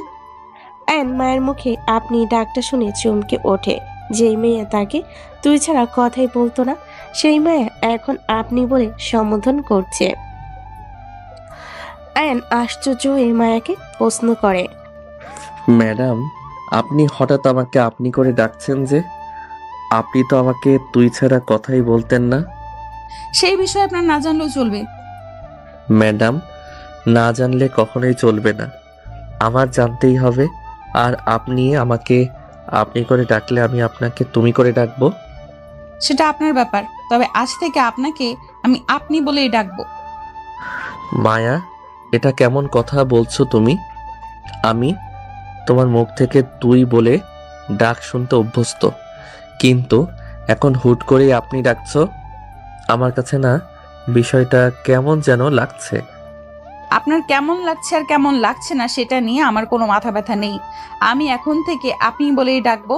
আর আমি আপনাকে তুই বলে ডাকতাম অন্য কারণে। অন্য কারণটা কি মায়া? কারণ হচ্ছে আপনাকে আমি অপছন্দ করতাম। আপনার উপরে শত অভিমান দেখালেও মনে মনে আপনার জন্য ঠিকই ভালোবাসা ছিল, কিন্তু আজকের পর আপনার উপর থেকে সমস্ত ভালোবাসা শেষ হয়ে গিয়েছে। আমার ভেতরে যেটুকু ভালোবাসা ছিল আপনার জন্য সব উপরে বেরিয়ে গেছে আপনার গতকালকের আচরণের কারণে। তাই আজ থেকে আপনাকে আমি আপনি বলেই ডাকবো। এবার বলুন, কি কারণে এসেছেন কেবিনে? মায়া, আসলে গতকালকের জন্য আমি সরি। আরে আয়ন সাহেব, আপনি সরি বলছেন কেন? দোষটা তো আমি করেছি। গতকাল আপনাকে না নিয়ে গেলে এবং সবার সামনে ওই রকমভাবে পরিচয় করিয়ে না দিলে কখনোই আমাকে ওই পরিস্থিতিতে পড়তে হতো না। তাই দোষ যা করার আমিই করেছি। মায়া প্লিজ অভিমান করো না। আসলে সোহানের বিষয়টা আমি মানতে পারছিলাম না। খুব জেলাসি হচ্ছিল নিজের ভিতরে এবং সেই সঙ্গে রাগও উঠেছিল। তাই আসলে না বুঝে ওই রকমটা করে ফেলেছি। প্লিজ তুমি আর অভিমান করে থেকো না। আয়ান সাহেব প্লিজ টপিকটা বাদ দিন। আর যা হয়েছে সেটা গতকাল চলে গিয়েছে। আমি আর ওই টপিক নিয়ে কথা বলতে চাই না। আপনার আর কোনো কাজের কথা থাকলে সেটা বলুন, না হয় নিচে ডেস্কে গিয়ে বসে থাকুন। মায়া আয়ানকে চলে যেতে বলে, কিন্তু আয়ান নাকি উল্টো মায়ের কাছে গিয়ে দাঁড়ায়। এরপর মায়াকে বলে, চেয়ার থেকে উঠো। মানে কি? চেয়ার থেকে উঠে দাঁড়াও। আজব, চেয়ার থেকে উঠে দাঁড়াবো কোন কারণে? কারণ আমি তোমাকে দাঁড়াতে বলেছি, তাই তুমি উঠে দাঁড়াবে। মায়া আয়ানের কথা মতন চেয়ার থেকে উঠে দাঁড়ায়। এরপর আয়ানকে প্রশ্ন করে, দাঁড়িয়েছি। এবার বলুন কি কারণে আপনি আমাকে দাঁড়াতে বলেছেন? আয়ান মায়ার প্রশ্নের উত্তর না দিয়ে চেয়ারটা হাত দিয়ে ধাক্কা দিয়ে কিছুটা দূরে সরায়। তারপরে হুট করে মায়াকে বুকে টেনে নিয়ে শক্ত করে জড়িয়ে ধরে বলে, মায়া আমি সত্যিই সরি। আমি কখনোই চাইনি তোমাকে কষ্ট দিতে, কিন্তু যা হয়েছে তার জন্য আমি সত্যি অনুতপ্ত এবং ক্ষমাও চাচ্ছি তোমার থেকে। তুমি আমাকে ক্ষমা করে দাও। আর এই যে নাও, তোমাকে শক্ত করে জড়িয়ে ধরলাম। আগামীতে আর কখনো তোমাকে আমি কষ্ট দিব না। সব সময় এভাবে আগলে রাখবো। প্লিজ তুমি আমার উপরে আর অভিমান করে থেকো না। মায়া ক্ষণিকের জন্য থমকে যায় আয়নের আচরণে। সেই সঙ্গে মায়ের ভিতরে কেমন যেন এক ধরনের শিহরণ হচ্ছে। শ্বাস প্রশ্বাস ঘন হয়ে গিয়েছে। এক প্রকার আটকে গেছে আয়নের মায়া জালে। তবে কিছু সময় পর নিজের মনকে সামলে নিয়ে আয়ানকে বলে, ছাড়ুন আমায়। আপনার ভালোবাসার দরকার নেই আমার। আপনার কাছ থেকে এই জীবনে অপমান ছাড়া আর কিছুই পাইনি। আমার আর আপনাকে চাই না। ছাড়ুন আমায়। মায়া তোমাকে ছাড়ার উদ্দেশ্যে ধরিনি, আজীবন আগলে রাখার জন্য ধরেছি তোমাকে। আমিও তোমাকে ভালোবাসি। আগামীতে আর কখনো তোমার মান সম্মানে আঘাত লাগে এমন কোনো কাজ আমি করব না। আগামীতে না হয় করবেন না, কিন্তু গতকাল যেটা করেছেন সেটার কি হবে? আসাদ সাহেবের কোম্পানি আর আমার কোম্পানি মিলে একটা প্রজেক্ট নিয়ে কাজ করছি, যার দরুন ওনার সাথে আমার আরো বহুবার দেখা হবে। কিন্তু আমি আগামীতে আসাদ সাহেবের সামনে কোন মুখ নিয়ে দাঁড়াবো বলতে পারেন? না, আমার জানা নেই আমার কি করা উচিত। তবে বিশ্বাস করো, আমার তোমাকেই লাগবে আর আমার তোমাকেই চাই। কিন্তু আমি আপনাকে চাই না মানে চাই না। কাউকে প্রয়োজন নেই আমার। এবার ছাড়ুন আমায়। মায়া আয়ানকে ছেড়ে দিতে বলে, কিন্তু কে শুনে কার কথা। আয়ান মায়াকে এখনো নিজের কাছে জিম্মি করে জড়িয়ে ধরে রেখেছে। আয়ান মায়াকে না ছাড়াই মায়া নিজেই এবার জোরাজুরি করতে থাকে ছাড়া পাওয়ার জন্য। কিন্তু মায়া যত ছাড়া পাওয়ার জন্য চেষ্টা করে, আয়ান ততই মায়াকে আরো শক্ত করে জড়িয়ে ধরে। এমন সময় হুট করে অফিসের ম্যানেজার খালেক সাহেব কোনো একটা কারণে মায়ের কেবিনের দিকে আসে। খালেক সাহেব মায়ের কেবিনের দরজা খুলে ভিতরে ঢোকার জন্য অনুমতি নিতে যাবে, তখনই সে দেখে আয়ান মায়াকে জোরপূর্বক জড়িয়ে ধরে আছে। খালেক সাহেব এই দৃশ্য দেখে অনুমতি ছাড়াই কেবিনের ভিতর প্রবেশ করে দুজনের কাছে চলে যায়। এরপর আয়নের থেকে মায়াকে ছাড়িয়ে নিয়ে আয়নের কলার চেপে ধরে বলতে শুরু করে, এই বেয়াদব, তোর কত বড় সাহস! তুই ম্যাডামের সাথে জোরাজোরি করিস অশ্লীলতা করার জন্য? দাঁড়া, তোর আজকে খবর আছে। এখন তোকে অফিসের সবার সামনে টেনে হিঁচড়ে নিয়ে গিয়ে আবার অপমান করব। তারপর কোষে একটা মাইর দিব। চল তুই আমার সাথে। ম্যানেজার আয়নের কলার টেনে নিয়ে যাওয়ার জন্য এক কদম পা ফেলতেই মায়া সজোরে চেঁচি বলে ওঠে, খালেক সাহেব, এই মুহূর্তে ওর কলার থেকে হাত নামান, না হয় আপনার হাতের কবজি থেকে কেটে দু টুকরো করে ফেলবো। আপনি কোন সাহসে ওর গায়ে হাত দিয়েছেন? এত বড় আস্পর্ধা কে দিয়েছে আপনার? ম্যানেজার খালেক সাহেব মায়াকে বাঁচাতে আসলো, কিন্তু মায়া তাকে উল্টো জারি দিতে শুরু করেছে। খালেক সাহেবের মতন আয়নও থতমত খেয়ে যায় মায়ের কথাবার্তা শুনে। কারণ সে মায়াকে জোরপূর্বক জড়িয়ে ধরে রেখেছিল। মায়া তাকে এখন বাটাম দেওয়ার কথা, কিন্তু তা না করে উল্টো অফিসের ম্যানেজার খালেক সাহেবকেই বকছে। খালেক সাহেব আর আয়ান দুজনেই হতভম্ব হয়ে মায়ের দিকে তাকিয়ে আছে। মায়ের কথাবার্তা সবকিছুই কেমন যেন তাদের মাথার উপর দিয়ে যাচ্ছে। বিশেষ করে খালেক সাহেবের বাঁচানোর কারণে তিনি উল্টো যে প্রশ্নের মুখে পড়ে যাবেন সেটা খালেক সাহেব কখনোই ভাবতে পারেনি। মায়ের প্রশ্নের প্রত্যুত্তরে কি জবাব দিবেন খালেক সাহেব সেটা বুঝে উঠতে পারছে না। দ্বিধাদ্বন্দ্বে পড়ে গিয়েছে খালেক সাহেব। সেই সঙ্গে মুখ থেকে কোনো কথা বের হচ্ছে না। মনে হচ্ছে যেন কেউ খালেক সাহেবের মুখে তালা লাগিয়ে দিয়েছে। বোবার মতো অদ্ভুত দৃষ্টিতে মায়ের দিকে তাকিয়ে আছে খালেক সাহেব। অপরদিকে খালেক সাহেবের কাছে কোনো উত্তর না পেয়ে মায়া খালেক সাহেবকে আরো রাগান্বিত কণ্ঠে বলেন, কি হলো? কোনো উত্তর দিচ্ছেন না কেন খালেক সাহেব? আপনি কোন সাহসে ওর কলারে হাত দিয়েছেন? উত্তর দিন। খালেক সাহেব এবার মুখ খুলে উত্তর দেয়, ম্যাডাম, আমি কেবিনের দরজা খোলা মাত্রই দেখতে পেলাম এই বেদবটা জোরপূর্বক আপনাকে জড়িয়ে ধরে অশ্লীলতা করার চেষ্টা করছিল। তাই আমি ওর শার্টের কলার চেপে ধরেছি। সে আমার সাথে অশ্লীলতা করলে তাতে আপনার সমস্যা কি? ম্যাডাম, আমার কোনো সমস্যা নেই, তবে আপনি আমার অফিসের ম্যাডাম। আপনার বিপদ হলে এগিয়ে আসা আমার দায়িত্ব। আচ্ছা, মানলাম আপনি আমাকে বাঁচাতে এসেছেন, কিন্তু আপনাকে কে বলেছে সে আমার সাথে জোরপূর্বক অশ্লীলতা করছিল বা জোরপূর্বক আমার সাথে অসভ্যতা করার চেষ্টা করছিল? ম্যাডাম, কেউ বলেনি, তবে আমি নিজেই তো দেখতে পেলাম যে আপনার সাথে অশ্লীলতা করতে চেষ্টা করছিল। তাই তো তার সাথে এমনটা করেছি। আপনার দেখার গুষ্টি মারি। সে আমার সাথে যাই করবে করুক, কিন্তু আপনার কোনো রাইট নেই ওর গায়ে হাত দেওয়ার। ম্যাডাম, আপনার কথার মানেটা আমি বুঝে উঠতে পারছি না। দোষ করলো সে, আর আমি আপনাকে বাঁচালাম, আর আমি আপনাকে বাঁচালাম। আপনি কথা শোনালে তো তাকে শোনানো উচিত, কিন্তু আপনি তা না করে উল্টো আমায় কেন কথা শোনাচ্ছেন? আমি তো কোনো দোষ করিনি ম্যাডাম, দোষ সে করেছে, আর আমি তো আপনার উপকার করেছি। খালেক সাহেব, নিজের লিমিটে থাকেন। আপনাকে কেউ বলেনি আমার উপকার করার জন্য, আর না আমি চেঁচিয়ে কারোর কাছে সাহায্য চেয়েছি।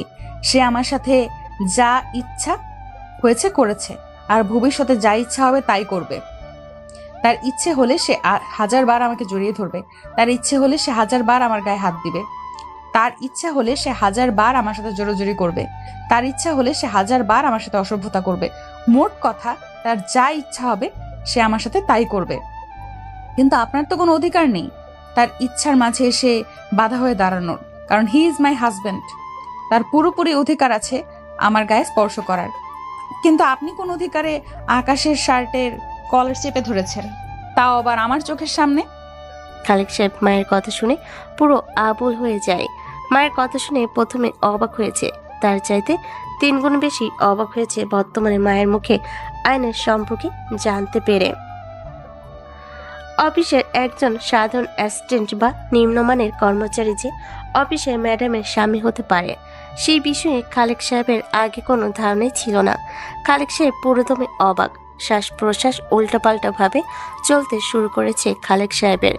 বীর বাহাদুর শাস্তি গিয়েছে নিজের পায়ে কুড়াল মেরেছে, সেটা খালেক সাহেবের এখন বুঝে এসেছে।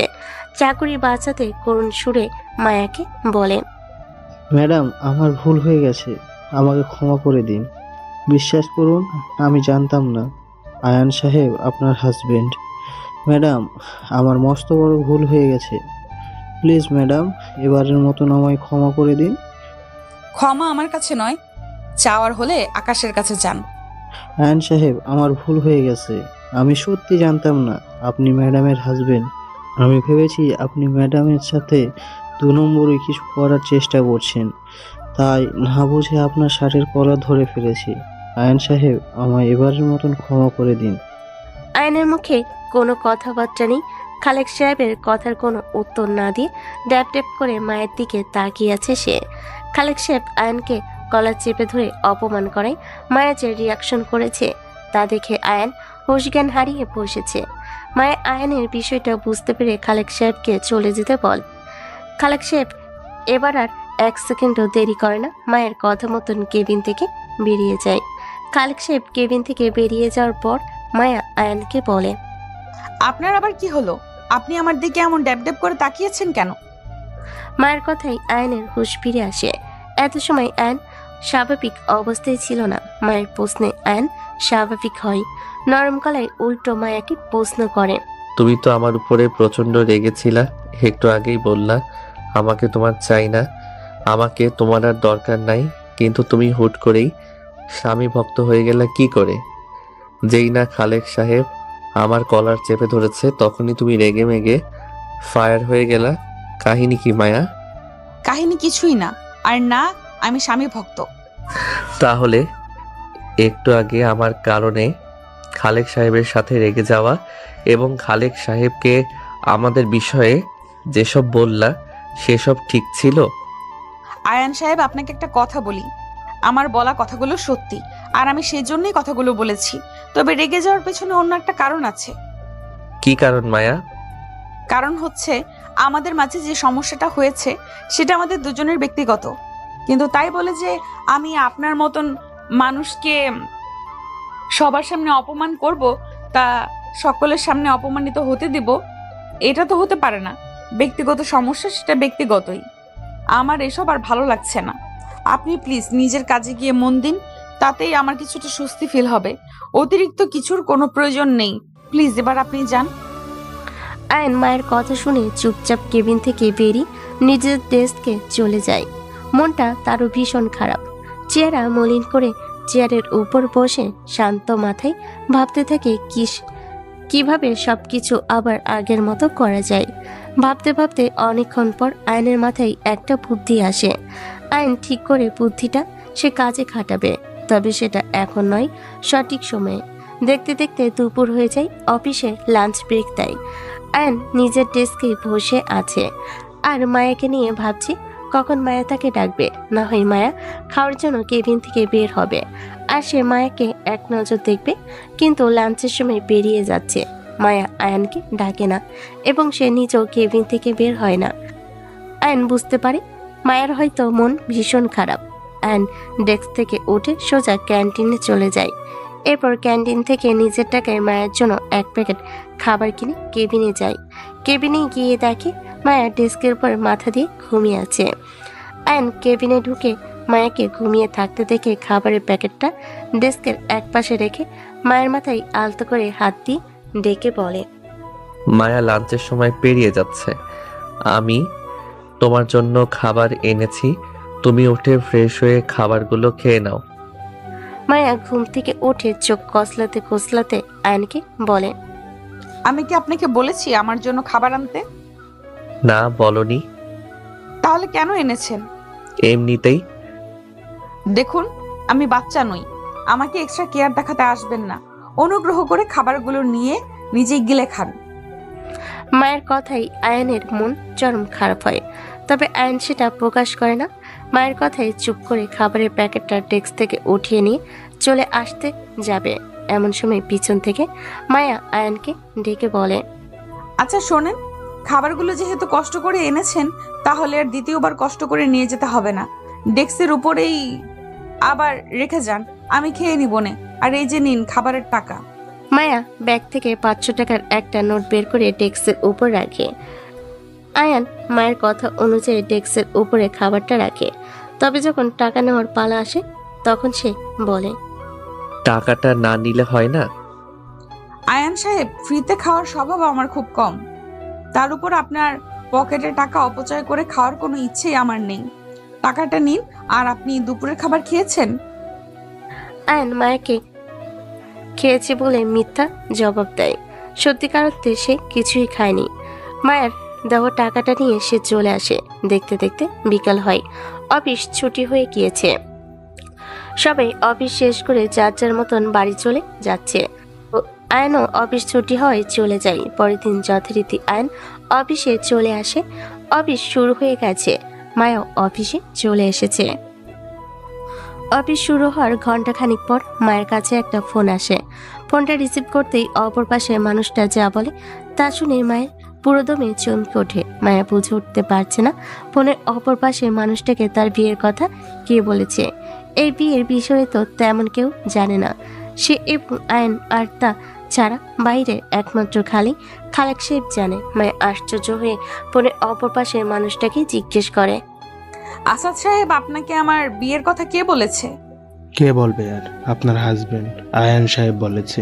উনি গতকাল আমার কাছে এসেছিলেন। তিনি আপনার আর তেনার কথা বলেছে। এছাড়া পার্টির বিষয় নিয়ে আপনার নাকি মন ভীষণ খারাপ। দেখুন, এটা নিয়ে মন খারাপ করার কিছুই নেই। তবে হ্যাঁ, সেদিন বিষয়টি নিয়ে আমরা অনেকই কৌতূহল হয়েছিলাম। তবে গতকাল আয়ান সাহেব আমার কৌতূহল দূর করে দিয়েছে। আপনি এ বিষয় নিয়ে একদম টেনশন করবেন না। আমরা সত্যিটা জেনে গেছি। আয়ান সাহেব আমাকে সত্যিটা জানিয়ে দিয়েছে। কি সত্যি জেনেছেন আসাদ সাহেব? আরে ওই আর কি, আপনাদের দুজনের মধ্যে নাকি সেদিন একটু রাগারাগি হয়েছিল। তাই আয়ান সাহেব সেদিন নাকি রেগে গিয়ে উল্টোপাল্টা বলেছিল।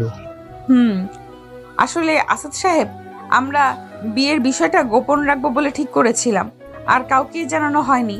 ভেবেছিলাম সঠিক সময় আসলে সবাইকে জানিয়ে আবার জাঁকজমক ভাবে বিয়ে করব, তাই আর কি। আসাদ সাহেব ফোন কেটে দেয়। আসাদ সাহেবের সাথে কথা শেষ করে মায়া ফোন রেখে কেবিন থেকে বেরিয়ে জলদি পা চালিয়ে সোজা আয়নের কাছে চলে যায়। আয়ন মায়াকে আসতে দেখে ভয় পেয়ে যায়। চুপ করে মায়ের দিকে তাকিয়ে আছে।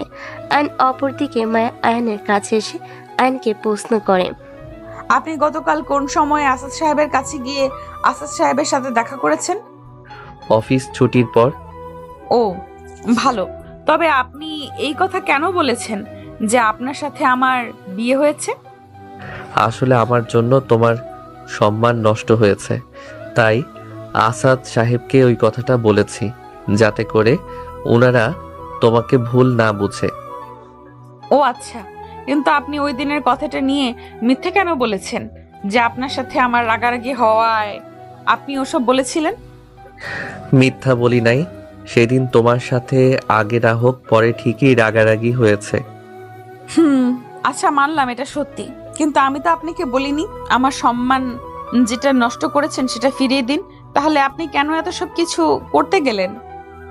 কারণ তোমার মুখে আমি সবসময় হাসি দেখতে চাই। তোমার মলিন চেহারা আমার একদম ভালো লাগে না। আমি গত পরশুদিনের ঘটনার পর থেকে দেখছি তোমার মনের অবস্থা ভালো নেই, আর সেটা একমাত্র হয়েছে খালি আমার কারণে। তাই আমি এত সব কিছু করেছি। আয়ান সাহেব, আপনি আমার মন খারাপ হয় মতন কাজও করবেন। আপনার সেই কাজের কারণে আমার মন খারাপ হলে আবার আপনার নিজেরও মন খারাপ লাগে। বাহ, বেশ ইন্টারেস্টিং ব্যাপারটা। আয়ন চুপ করে থাকে। মায়ের কথা শুনে কেমন যেন লজ্জা কাজ করছে আয়নের ভিতরে। আয়ন লজ্জায় নজর সরিয়ে নেয় মায়ের দিক থেকে। সামনে দাঁড়িয়ে থাকা মায়া আয়নের ব্যাপারটা বুঝতে পেরে বলে, হয়েছে জনাব, আর লজ্জা পেতে হবে না। আমি আপনাকে লজ্জা দিতে কথাটা বলিনি, জাস্ট এমনিতেই বলেছি, তাই আর লজ্জা পেতে হবে না। এবার চলেন আমার সাথে, খুব গুরুত্বপূর্ণ একটা কাজ আছে। মায়ের কথা শুনে আয়ন মায়াকে জিজ্ঞেস করে, কোথায় যাব আর কি গুরুত্বপূর্ণ কাজ? সেটা গেলেই দেখতে পাবেন। এবার চলেন।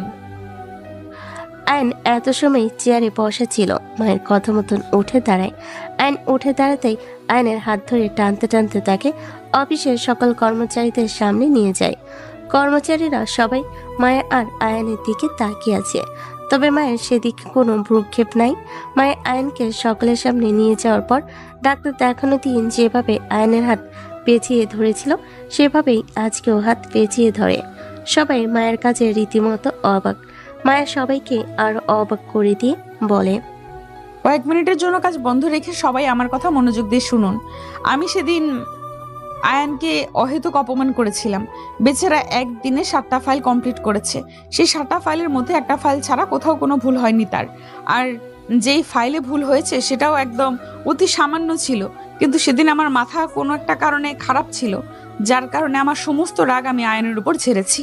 তাই আপনারা আগামীতে আর কখনো কেউ আয়নকে নিয়ে বাঁকা চোখে তাকাবেন না, তাহলে কিন্তু আমার চাইতে ভয়ানক কেউ হবে না, বলে দিলাম। আর আরেকটা কথা, আপনারা আয়নের দিকে বাঁকা চোখে তো তাকাবেন এই না, সেই সঙ্গে আজ থেকে আয়ানকে সবাই সম্মান দিয়ে কথা বলবেন, কারণ সে আমার অনেক অনেক অনেক কাছের একজন মানুষ।